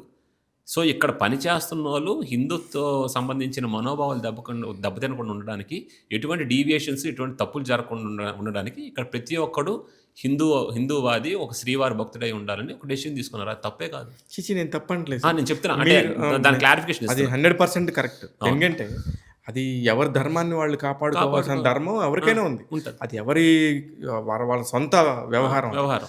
అది టీటీడీలో ఆ తిరుమల తిరుపతి దేవస్థానానికి సంబంధించిన వాళ్ళు ఒక డిక్లరేషన్ ఇచ్చారు. అవును. చాలా మంచి విషయం కదా! అవును. దాన్ని అసలు ఎవరు తప్పుపడతారు? అంటే కొంతమంది మార్క్ చేసి అంటే రీసెంట్‌గా వసదుద్దీన్ ఓవైసీ గారు అంటున్నారు. సో, క్లారిఫికేషన్ ఆయనకి ఇస్తున్నా. ఓకే. సో, డైరెక్ట్ క్లారిఫికేషన్ ఆయనకే ఇస్తున్నా. ఇక్కడే హైదరాబాద్‌లో ఉన్నాను నేను. హ్మ్. ఆయన అక్కడ ఓల్డ్ సిటీలో ఉంటారు. హైదరాబాద్‌లో ఖాజాగూడలో ప్రశాంత్ హిల్స్‌లో నేను ఉంటాను. Plot number 145. ఏమైనా డౌట్స్ ఉంటే సార్ అంత డిసిషన్ అంత డిక్లరేషన్ అంటే దీపక్ గారని ఒక ఆయన ఉన్నారు. డిబేట్స్‌లో వాటిలో ఉంటారు. ఆల్రెడీ అక్కడ చాలా డిస్కషన్స్ అయ్యాయి. So, if you want to debate I am ready for debate any time. I will come and SIT in live. You can come. I can give a good discussion and clarity on TTD. Okay. ఇప్పుడు ఇంత మంచి పొజిషన్‌లో సినిమాలు పెద్ద పెద్ద సినిమాలు చేసుకుంటారు. చాలా బిజీగా ఉన్నారు. నాకెందుకు వచ్చిన గొడవ ఇదంతా, నాకు సినిమా ఉంటే చాలు. ఇయన్నిటితో నేను మాట్లాడకూడదు అనుకోని ఎప్పుడన్నా అనుకున్నారా? అదే చెప్తున్నాను సార్. ఇప్పుడు నేను సినిమాల్లో కళ్యాణ్ గారికి ఫ్యాన్ కాదు. ఆయన భావజాలానికి ఫ్యాన్ అయిపోయానని చెప్తున్నాను కదా! కళ్యాణ్ గారు ఎప్పుడు అంటుంటారు, సినిమాలదేముంది తప్పదు, మొగమాటంతో చేస్తున్నాను, ఇది అది. ఇష్టం ఉంది. కానీ నా ఫస్ట్ ప్రిఫరెన్స్ న్యాయం జరగాలి. లా అండ్ ఆర్డర్ రాష్ట్రంలో బాగుండాలి. ఏ ఆడబిడ్డకి తప్పు జరగకూడదు. నేను వీలున్నంత సాయం చేయాలి. ఎటువంటి కరప్షన్ చేయకూడదు. ఇటువంటి ఎలిమెంట్స్‌తో ఆయన ఉంటున్నారు. సో, సేమ్ నేను కూడా ఇన్ని సినిమాలు ఉన్నాయి కదా! ఇదని కాదు. నా ఫస్ట్ ప్రిఫరెన్స్ దేవుడు. అంటే రాజకీయాల కన్నా దేవుడు. దేవుడు మీరు తర్వాత కరడగట్టిన దేవుడి ఫ్యాన్స్ అంతే. అంతేనా? అంతే. దేవుడి తర్వాత రాజకీయం. నాకు రాజకీయం కూడా. అయితే క్రాంతి గారు, హ్మ్. ఇప్పుడు రాబోయే సినిమాలు మొత్తం యాహ్! ఏమేమి ఉన్నాయి, ఎప్పుడెప్పుడు రిలీజ్ అవుతున్నాయి అనేది మీ వాయిస్లో? డిసెంబర్ పుష్ప 2 అండి. జనవరి గేమ్ చేంజర్. ఫిబ్రవరిలో దిల్ రూబా, కిరణ్ అబ్బవరం హీరో, నేను విలను. మార్చిలో జాట్, సన్నీ డియోల్, మల్లిన్ గోపిచంద్ బాలీవుడ్ ఫిల్మ్. ఏప్రిల్లో మిరాయ్ ఒకటి, రాజాసాబ్ ఒకటి. మేలో జూనియర్ అని ఫిల్మ్. ఇవన్నీ వరుస మే వరకు. అంటే వరుసగా ఒక్కొక్క నెలలో ఖచ్చితంగా మీరు కనబడాలనేది ప్రిపేర్ అయిపోయారు. అంటే ఎప్పటి నుంచి చేసి ఇప్పుడు బయటపడ్డాయి. అదే లక్కీగా అన్ని కలిసి వచ్చింది. Sir super sir. అయితే ప్రతి నెల ఒకసారి కలుద్దాం. అయ్యో 100%. మిమ్మల్ని ఒక దగ్గర, అంటే మీరు మల్టీ టాలెంటెడ్ పర్సనాలిటీ. అయ్యో థ్యాంక్ యూ. ఒక ఆర్టిస్ట్గానే కాకుండా రాజకీయం తెలిసిన వ్యక్తిగా, ఒక మంచి ఫ్యామిలీ బ్యాక్గ్రౌండ్ నుంచి వచ్చిన వ్యక్తిగా, మీరు కూడా చదువుకున్నారు. మీకు కొంచెం మీతో కూడా మాట్లాడవచ్చు. అందుకని మీతో రెగ్యులర్గా మాట్లాడటానికి నేను కూడా ప్రయత్నిస్తాను సార్. 100%. దిస్ ఈజ్ ఎపిసోడ్ 1 అనుకుందాం. Will continue.